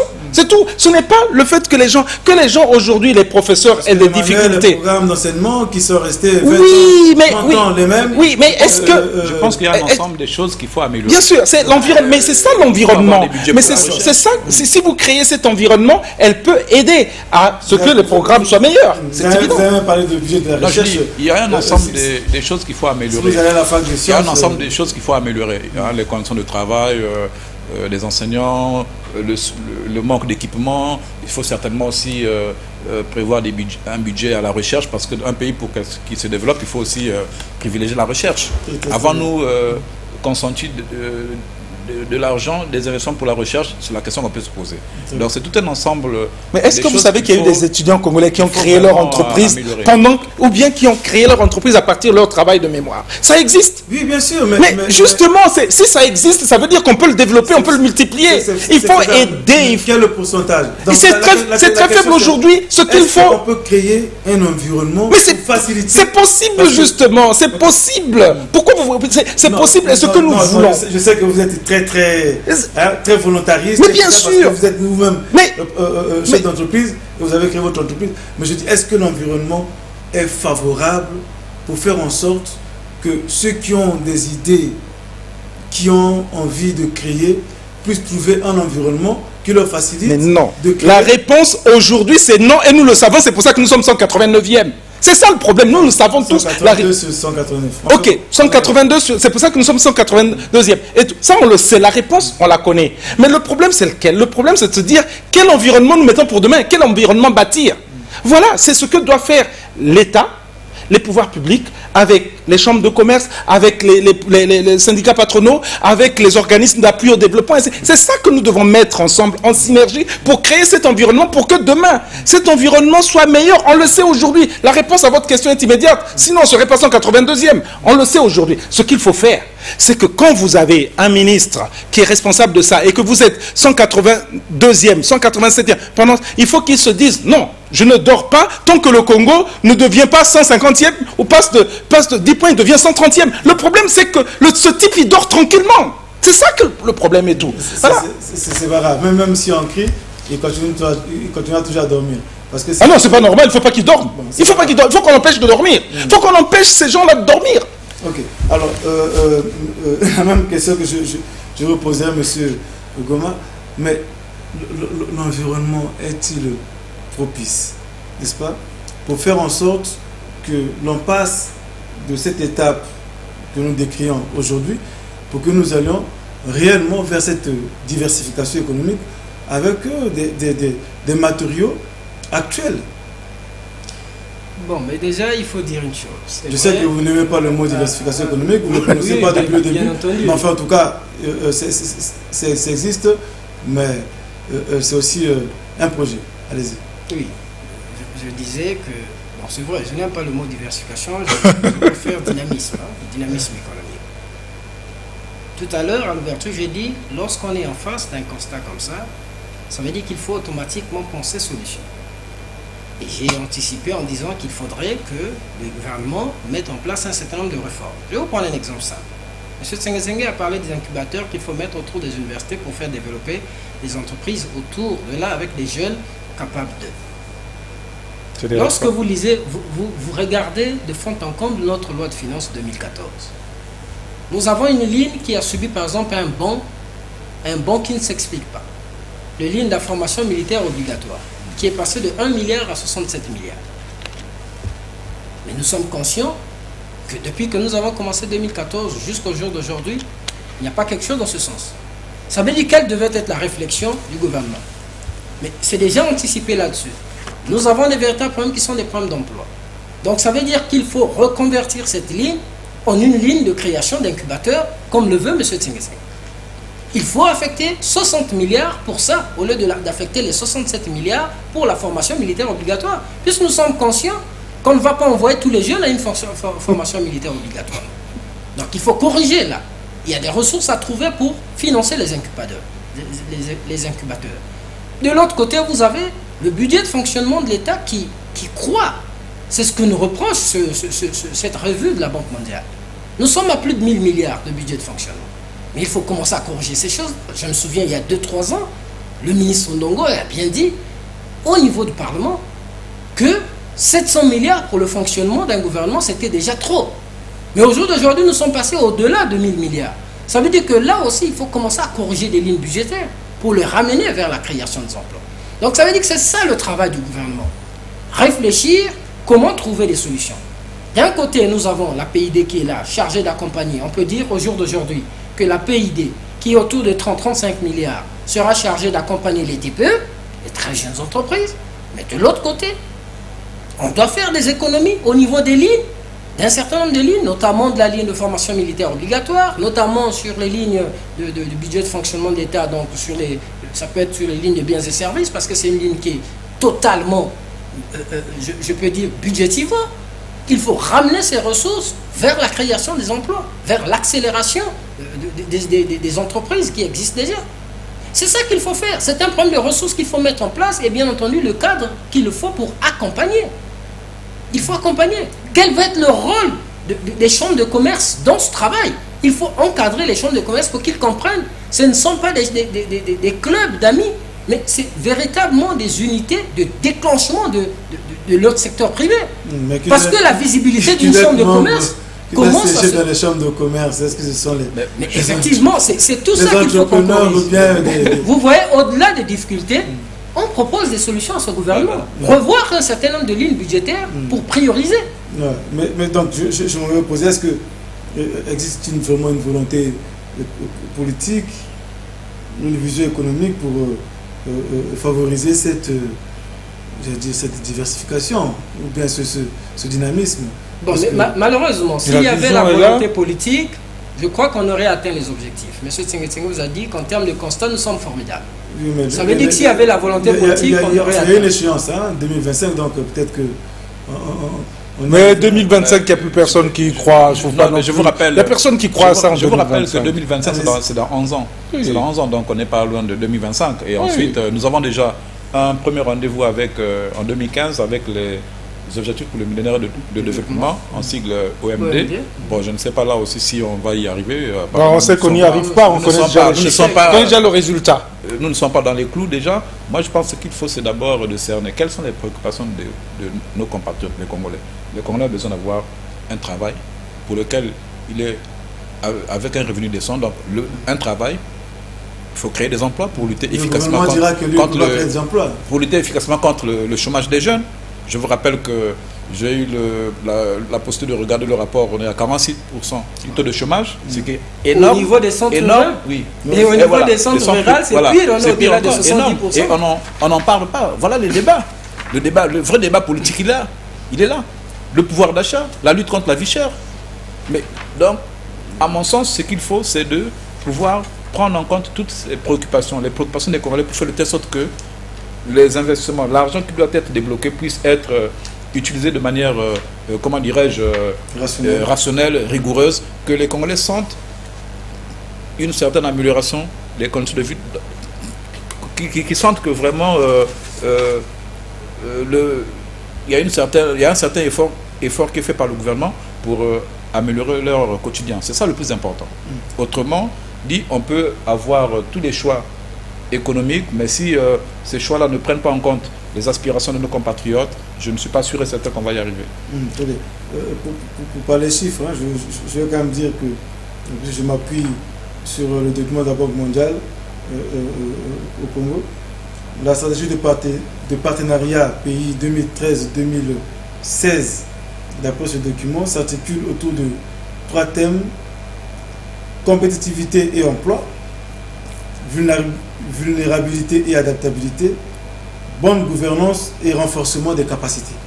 Donc vous voyez que on injecte l'argent pour essayer d'aider. Alors,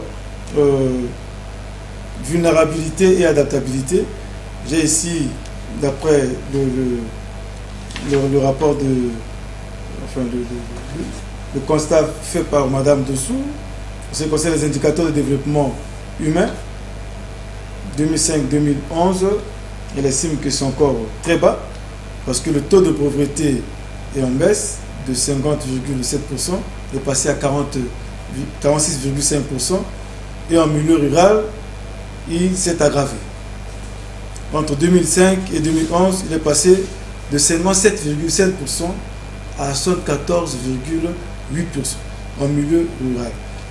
Il y a une baisse du taux de mortalité maternelle de 781 à 426 décès pour 100 000 naissances vivantes. Le taux de mortalité infantile qui a chuté de 117 à 68 décès pour 1000 naissances vivantes. Et le taux de redoublement au primaire est de l'ordre de 25%. Donc lorsqu'on voit tous ces chiffres-là, où on est en dessous de la barre de 50%, où on est quasiment en une situation quasiment catastrophique. Alors, bonne gouvernance et renforcement de capacité. Est-ce que ce n'est pas la question aussi, ou les questions aussi, qui peuvent être soulevées si l'on veut atteindre l'émergence en 2025, pour peu que nous ayons choisi de diversifier notre économie? Peut-on diversifier l'économie nationale, en ayant une gouvernance problématique, entre guillemets? Parce que c'est aussi le conseil qui est dressé par... Oui, mais juste, j'aimerais juste dire une phrase là-dessus, parce que ce qui est assez étonnant, c'est que nous avons quand même aussi la Cour des comptes et de la discipline budgétaire. Bon, on a toutes les institutions pour être un pays démocratique, mais en réalité, moi, depuis que je suis là, je n'ai pas encore lu un rapport de la Cour des comptes qui épingle ou alors qui condamne, comment dirais-je, la mauvaise gestion, la mauvaise utilisation des fonds. Donc ça aussi, c'est un fait. Je pense que si on veut aussi lutter contre la bonne gouvernance, mais nous avons une institution qui est là, qui peut aussi, comment dirais-je, mais il faut quand même condamner un certain nombre des choses, notamment la gabegie financière, etc. On peut dire aussi quand c'est positif. Mais écoutez, moi je voudrais quand même dire une petite chose. Vous savez, si on a mis ça, et ça, vous l'avez également au niveau du plan du développement, ça veut dire que les responsables politiques, le gouvernement, a conscience de ces problèmes de gouvernance. Attention, il ne faut pas dire qu'ils n'ont pas du tout conscience, puisqu'on veut parler de la compétitivité et des problèmes de gouvernance. Ça veut dire qu'on a fait le bon diagnostic. On sait que c'est un problème qu'il faut régler. Vous voyez, le problème n'est pas tant qu'on ne sache pas.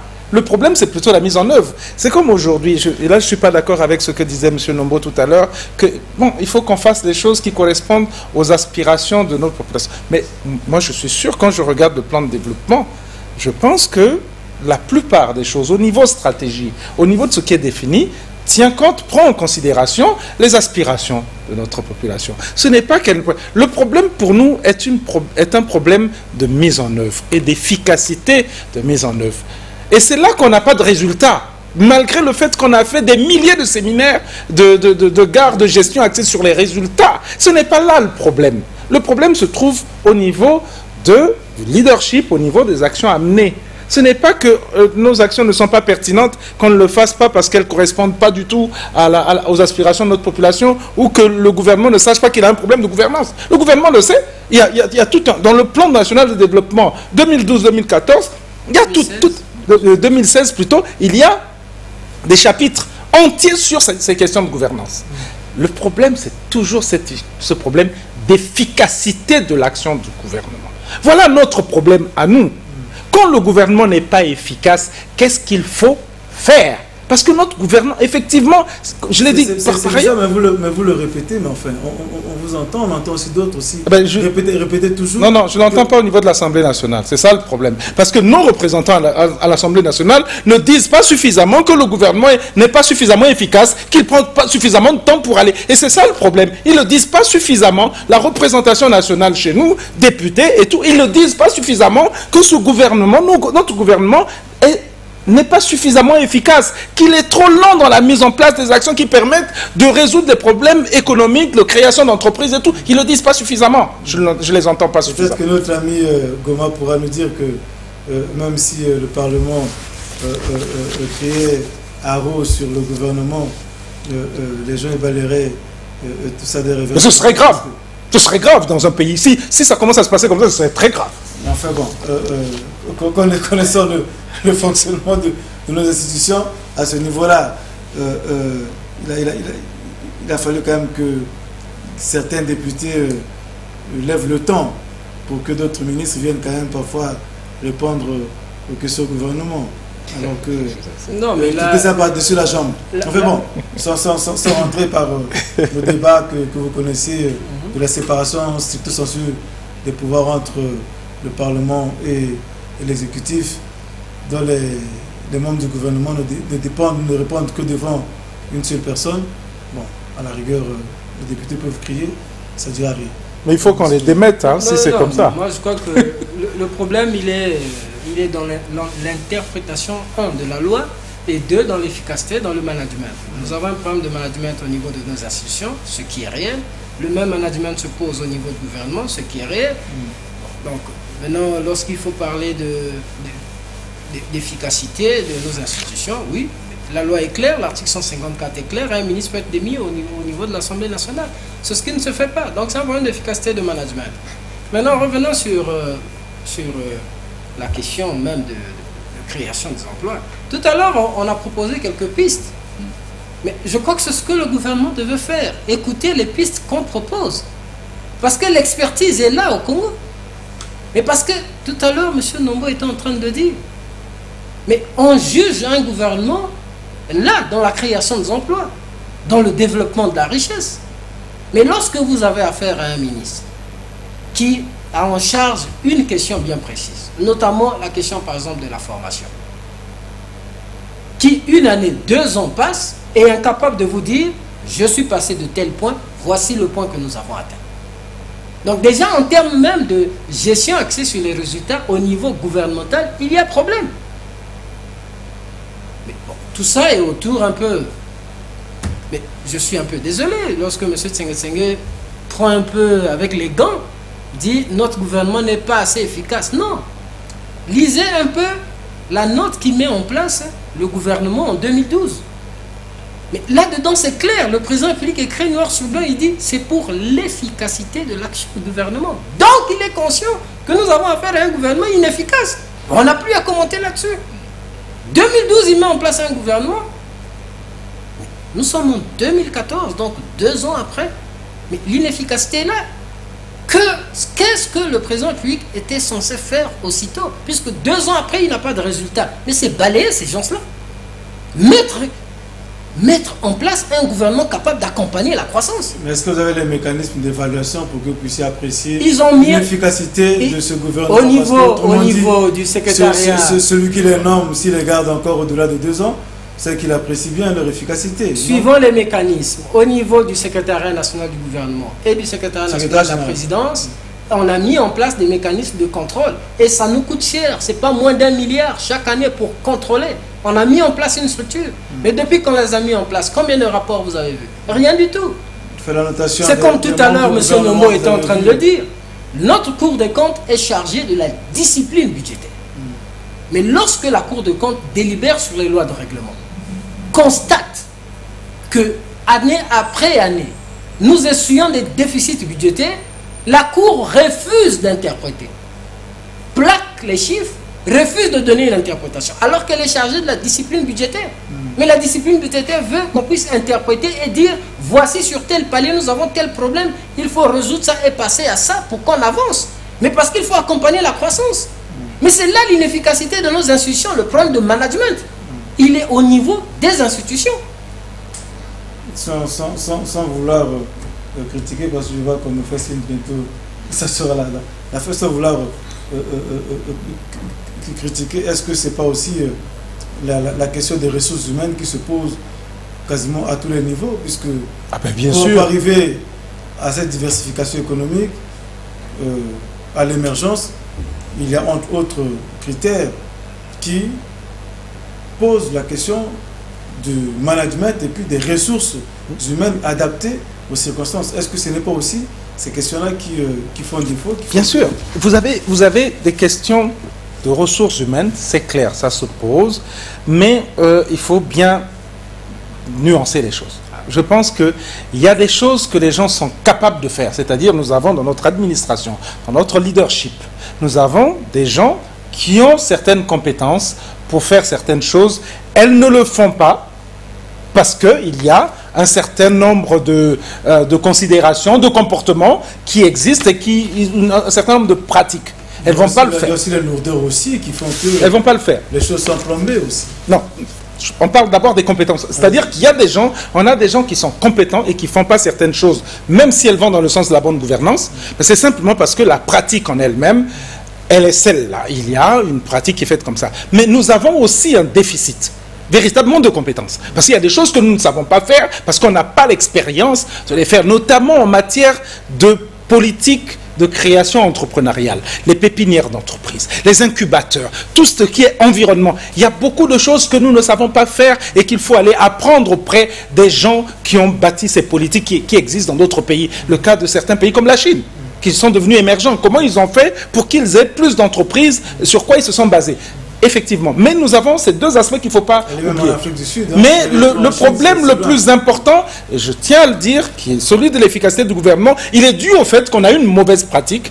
Gouvernance, il y a des choses que nous savons faire, nous sommes capables de le faire, et nous ne le faisons pas, au détriment de notre pays. Voilà le problème. Et ça, c'est beaucoup plus grave que ce que nous ne savons pas faire. Ce n'est jamais au profit, au détriment de quelque chose, quand on ne sait pas faire quelque chose. Monsieur Nombo, entre autres, pour arriver à la diversification, les capacités institutionnelles et les ressources humaines doivent être renforcées. Donc, on en est là à constater qu'à ce niveau, il y a quelques faiblesses. Est-ce qu'on peut être performant sans tenir compte du renforcement des capacités, comme on le dit? Alors que chez nous, c'est des slogans. Renforcement de capacités, Je pense, sur les résultats. Je pense que la réponse n'est pas dans les mots. Renforcement des capacités, je suis axé sur les résultats. Je pense que nous avons un vrai problème dans ce pays. C'est que nous avons perdu, je dis bien nous avons détruit l'effort au détriment de la facilité. Je disais tout à l'heure d'entrée de jeu que nous sommes l'un des pays où on travaille le moins. On a eu à l'Ascension 4 jours fériés, là encore on en a eu 4. Nous sommes l'un des pays où on travaille le moins. Notre rapport avec le travail n'est pas bon. On a plus de jours fériés que l'Italie, qui est la 3e puissance économique de l'Europe. À une période, à un moment où tous les grands pays pensent qu'il faut rallonger l'âge de la retraite. Il faut travailler davantage. Mais nous on passe beaucoup plus de temps dans les loisirs que dans le travail. Et je pense qu'il y a peut-être derrière... loisirs, parce que dans les loisirs, à ce niveau-là... Je pense qu'il y a peut-être derrière quelque chose d'assez pertinent, c'est que le Congolais a certainement compris, depuis plus de 30 ans, que pour construire une maison, acheter une voiture, il faut aller dans la politique. Et je pense que ce qu'il faut faire, si on veut vraiment aller vers l'émergence, ben, il faut revenir aux fondamentaux. C'est le travail. Il faut travailler, il faut créer les conditions d'une croissance assez soutenue et durable qui va améliorer les conditions de vie des populations et non une croissance molle, puisque on nous parle depuis 10 ans, on nous donne des taux on nous parle que nous avons depuis 10 ans de très bons taux de croissance, 5%, 7%, mais cette croissance-là ne s'accompagne pas de l'amélioration des conditions de vie des populations. Donc pour moi, c'est une croissance molle. Il faut revenir aux fondamentaux, remettre le Congolais au travail, créer les conditions d'une croissance assez soutenue et assainir aussi le climat des affaires, etc. Très bien, assainir le climat des affaires. Est-ce que le but d'un gouvernement, c'est de créer des entreprises, de créer des emplois, ou bien de mettre les mécanismes qui permettent, c'est pas aux structures privées ou para-étatiques de créer soit des emplois, alors que souvent on fait le reproche à tous nos gouvernants de ne pas créer suffisamment d'emplois. Non, le rôle d'une entreprise, il faut le dire, c'est celui... D'un gouvernement. Le rôle d'un gouvernement, il faut le dire, c'est celui d'accompagner la croissance en faisant des bons choix. C'est dans le choix. Mais lorsque vous avez un gouvernement qui ne sait pas utiliser les ressources humaines dont il dispose, mais là, vous avez des problèmes. Parce que tout le problème fondamental, il est où? Mais il est dans le management. Ce ne sont pas les cadres qui manquent pour accompagner cette croissance. Les cadres sont là, mais ils sont mal utilisés. Donc le problème, il est dans la gestion des ressources humaines. Comme l'a dit M. Tiengue tout à l'heure, il y a des pesanteurs autour d'un certain nombre de choses qui puissent faire que bon, certains cadres sont un peu réticents à donner le meilleur d'eux-mêmes. Mais c'est là le rôle d'un gouvernement. Savoir encourager les cadres, savoir utiliser la ressource humaine qui existe pour qu'on arrive vers une croissance. Comment accompagner les entreprises? Comment permettre la création d'entreprises? Comment permettre la création de la richesse? Mais c'est pour cela, depuis plusieurs années, ce sont les mauvais choix qui nous ont mis là. Il y a des décisions qu'on aurait dû prendre. Il y a 5-10 ans qu'on n'a pas pu prendre. On a fait des mauvais choix. Mais au jour d'aujourd'hui, moi je pense qu'au-delà de la situation alarmante, mais il faut qu'on aille vers des positions, des prises de décision de telle sorte qu'il faut aller vers la croissance. Quand vous lisez ce rapport, moi je suis même un peu convaincu que quelque part, Madame Dessau a été un peu gentille avec le Congo. Lorsque vous regardez par exemple notre capacité énergétique, elle était super gentille. Lorsqu'elle dit nous avons à peu près comme ça autour de 600 MW, ce qui est faux. Mais parce que là, quand elle vous donne les 600 MW, ça veut dire quoi? Quel est le mauvais chiffre de la centrale à gaz de Pointe-Noire? Elle a pris 450 MW à Pointe-Noire et elle a pris 120 à Imboulou, elle approche les 600 MW. Mais si vous prenez le véritable chiffre de la centrale à gaz de Pointe-Noire, c'est 150 MW. Allez discuter avec la société ENI qui gère cette centrale. 150 MW. Vous collez à ces 150 les 120 d'Imboulou, vous êtes à peu près autour de 270 MW. Donc pratiquement la moitié de ce que Madame Dessau dit. Donc même là, elle était très gentille avec nous. Donc ça veut dire qu'il faut, dans la gestion et dans l'information que nous donnons, dans les indices que nous donnons, il faut qu'on fasse excessivement attention. D'un côté, on donne des chiffres qui sont élevés, Mais de l'autre côté, on se rend bien compte que le courant, il n'y en a pas. Il n'y en a pas. Quelqu'un me disait que ça fait un mois quasiment qu'il n'avait pas l'électricité chez lui et qu'il est obligé de rentrer un peu plus tard chez lui pour regarder mais lorsque vous n'avez pas le courant, pour aller dormir. Lorsque vous n'avez pas le courant, des sociétés comme celle de M. Tsengue Tsengue qui sont dans la création, ils vont faire quoi? Le groupe, hein? Mais le groupe, il coûte combien? Et le groupe, il vous donne quelle qualité d'énergie? Mais ils sont KO, ils ne peuvent pas travailler. Ça veut dire que s'il avait 10 soudeurs qui devaient agir là, ils ne peuvent plus agir, il est obligé de les mettre dehors. Vous créez le chômage davantage. C'est ça qui manque dans la tête de notre gouvernement. Ils ne comprennent pas ces choses-là. On va pas ouvrir le débat parce qu'on est quasiment, on arrive quasiment à la fin de notre émission. Je voulais rappeler parce que certainement qu'il y a des gens qui nous ont pris en cours de route. Le thème, c'était la diversification économique, un passage obligé vers l'émergence en 2025. Nous n'avons pas pris soin de définir ce qu'on entendait par diversification économique, mais je vais quand même le faire. La diversification économique est une stratégie de développement mise en œuvre par des entreprises qui souhaitent prendre position sur de nouveaux marchés pour à la fois développer leur chiffre d'affaires, mais aussi pour diminuer le risque de volatilité de leurs résultats associés à des activités concentrées. La diversification économique est souvent difficile à réussir dans la mesure où elle implique de gérer de nouveaux produits, de nouveaux clients et des marchés différents. Alors là, il s'agit dans le cadre d'une entreprise, dans le cadre d'un État, d'un pays comme le Congo. Il s'agit seulement de dire qu'il ne faut pas non plus que les gens s'arc-boutent autour du pétrole. Il faut que le secteur agricole prenne sa place, parce qu'on ne peut pas imaginer quand même que l'œuf continue toujours à coûter 200 francs alors qu'on aurait pu l'avoir à 150 francs ou sinon à 50 francs, et que les villages agricoles qui sont là ne puissent pas toujours produire pour permettre à la population d'abord locale d'être autosuffisant ou autosatisfait de la production, et que bon, le secteur forestier également vienne en appui ou en appoint au secteur pétrolier. Alors autant de réflexions que nos gouvernants doivent prendre en compte s'ils veulent réellement que nous puissions atteindre cette émergence, mais pas à l'échéance fixée par les uns et les autres, mais parce que l'émergence, pour certains, ne se décrète pas. C'est d'abord un état d'esprit, et cet état d'esprit a du mal à gagner les mentalités, sinon les comportements des Congolais.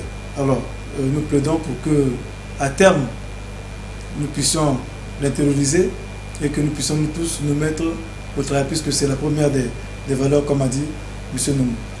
Merci M. Tsengue d'avoir répondu à notre invitation. C'est moi. Merci, mon cher Jean-Philbert Nombo. Merci à Patrick Goma pour avoir répondu à cette invitation pour débattre du thème diversification économique, passage obligé vers l'émergence en 2025.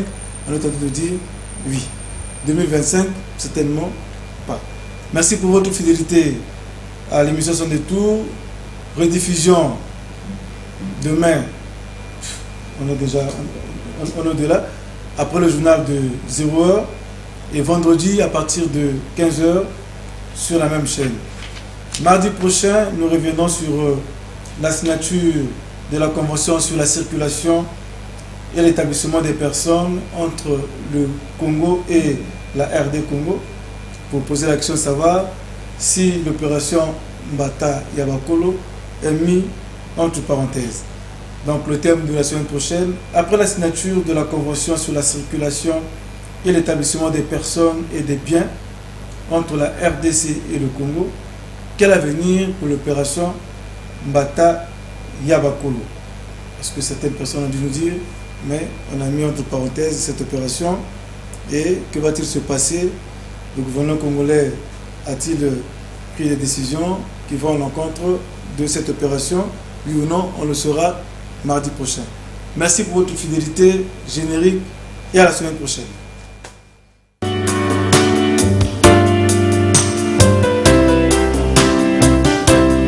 Thank you.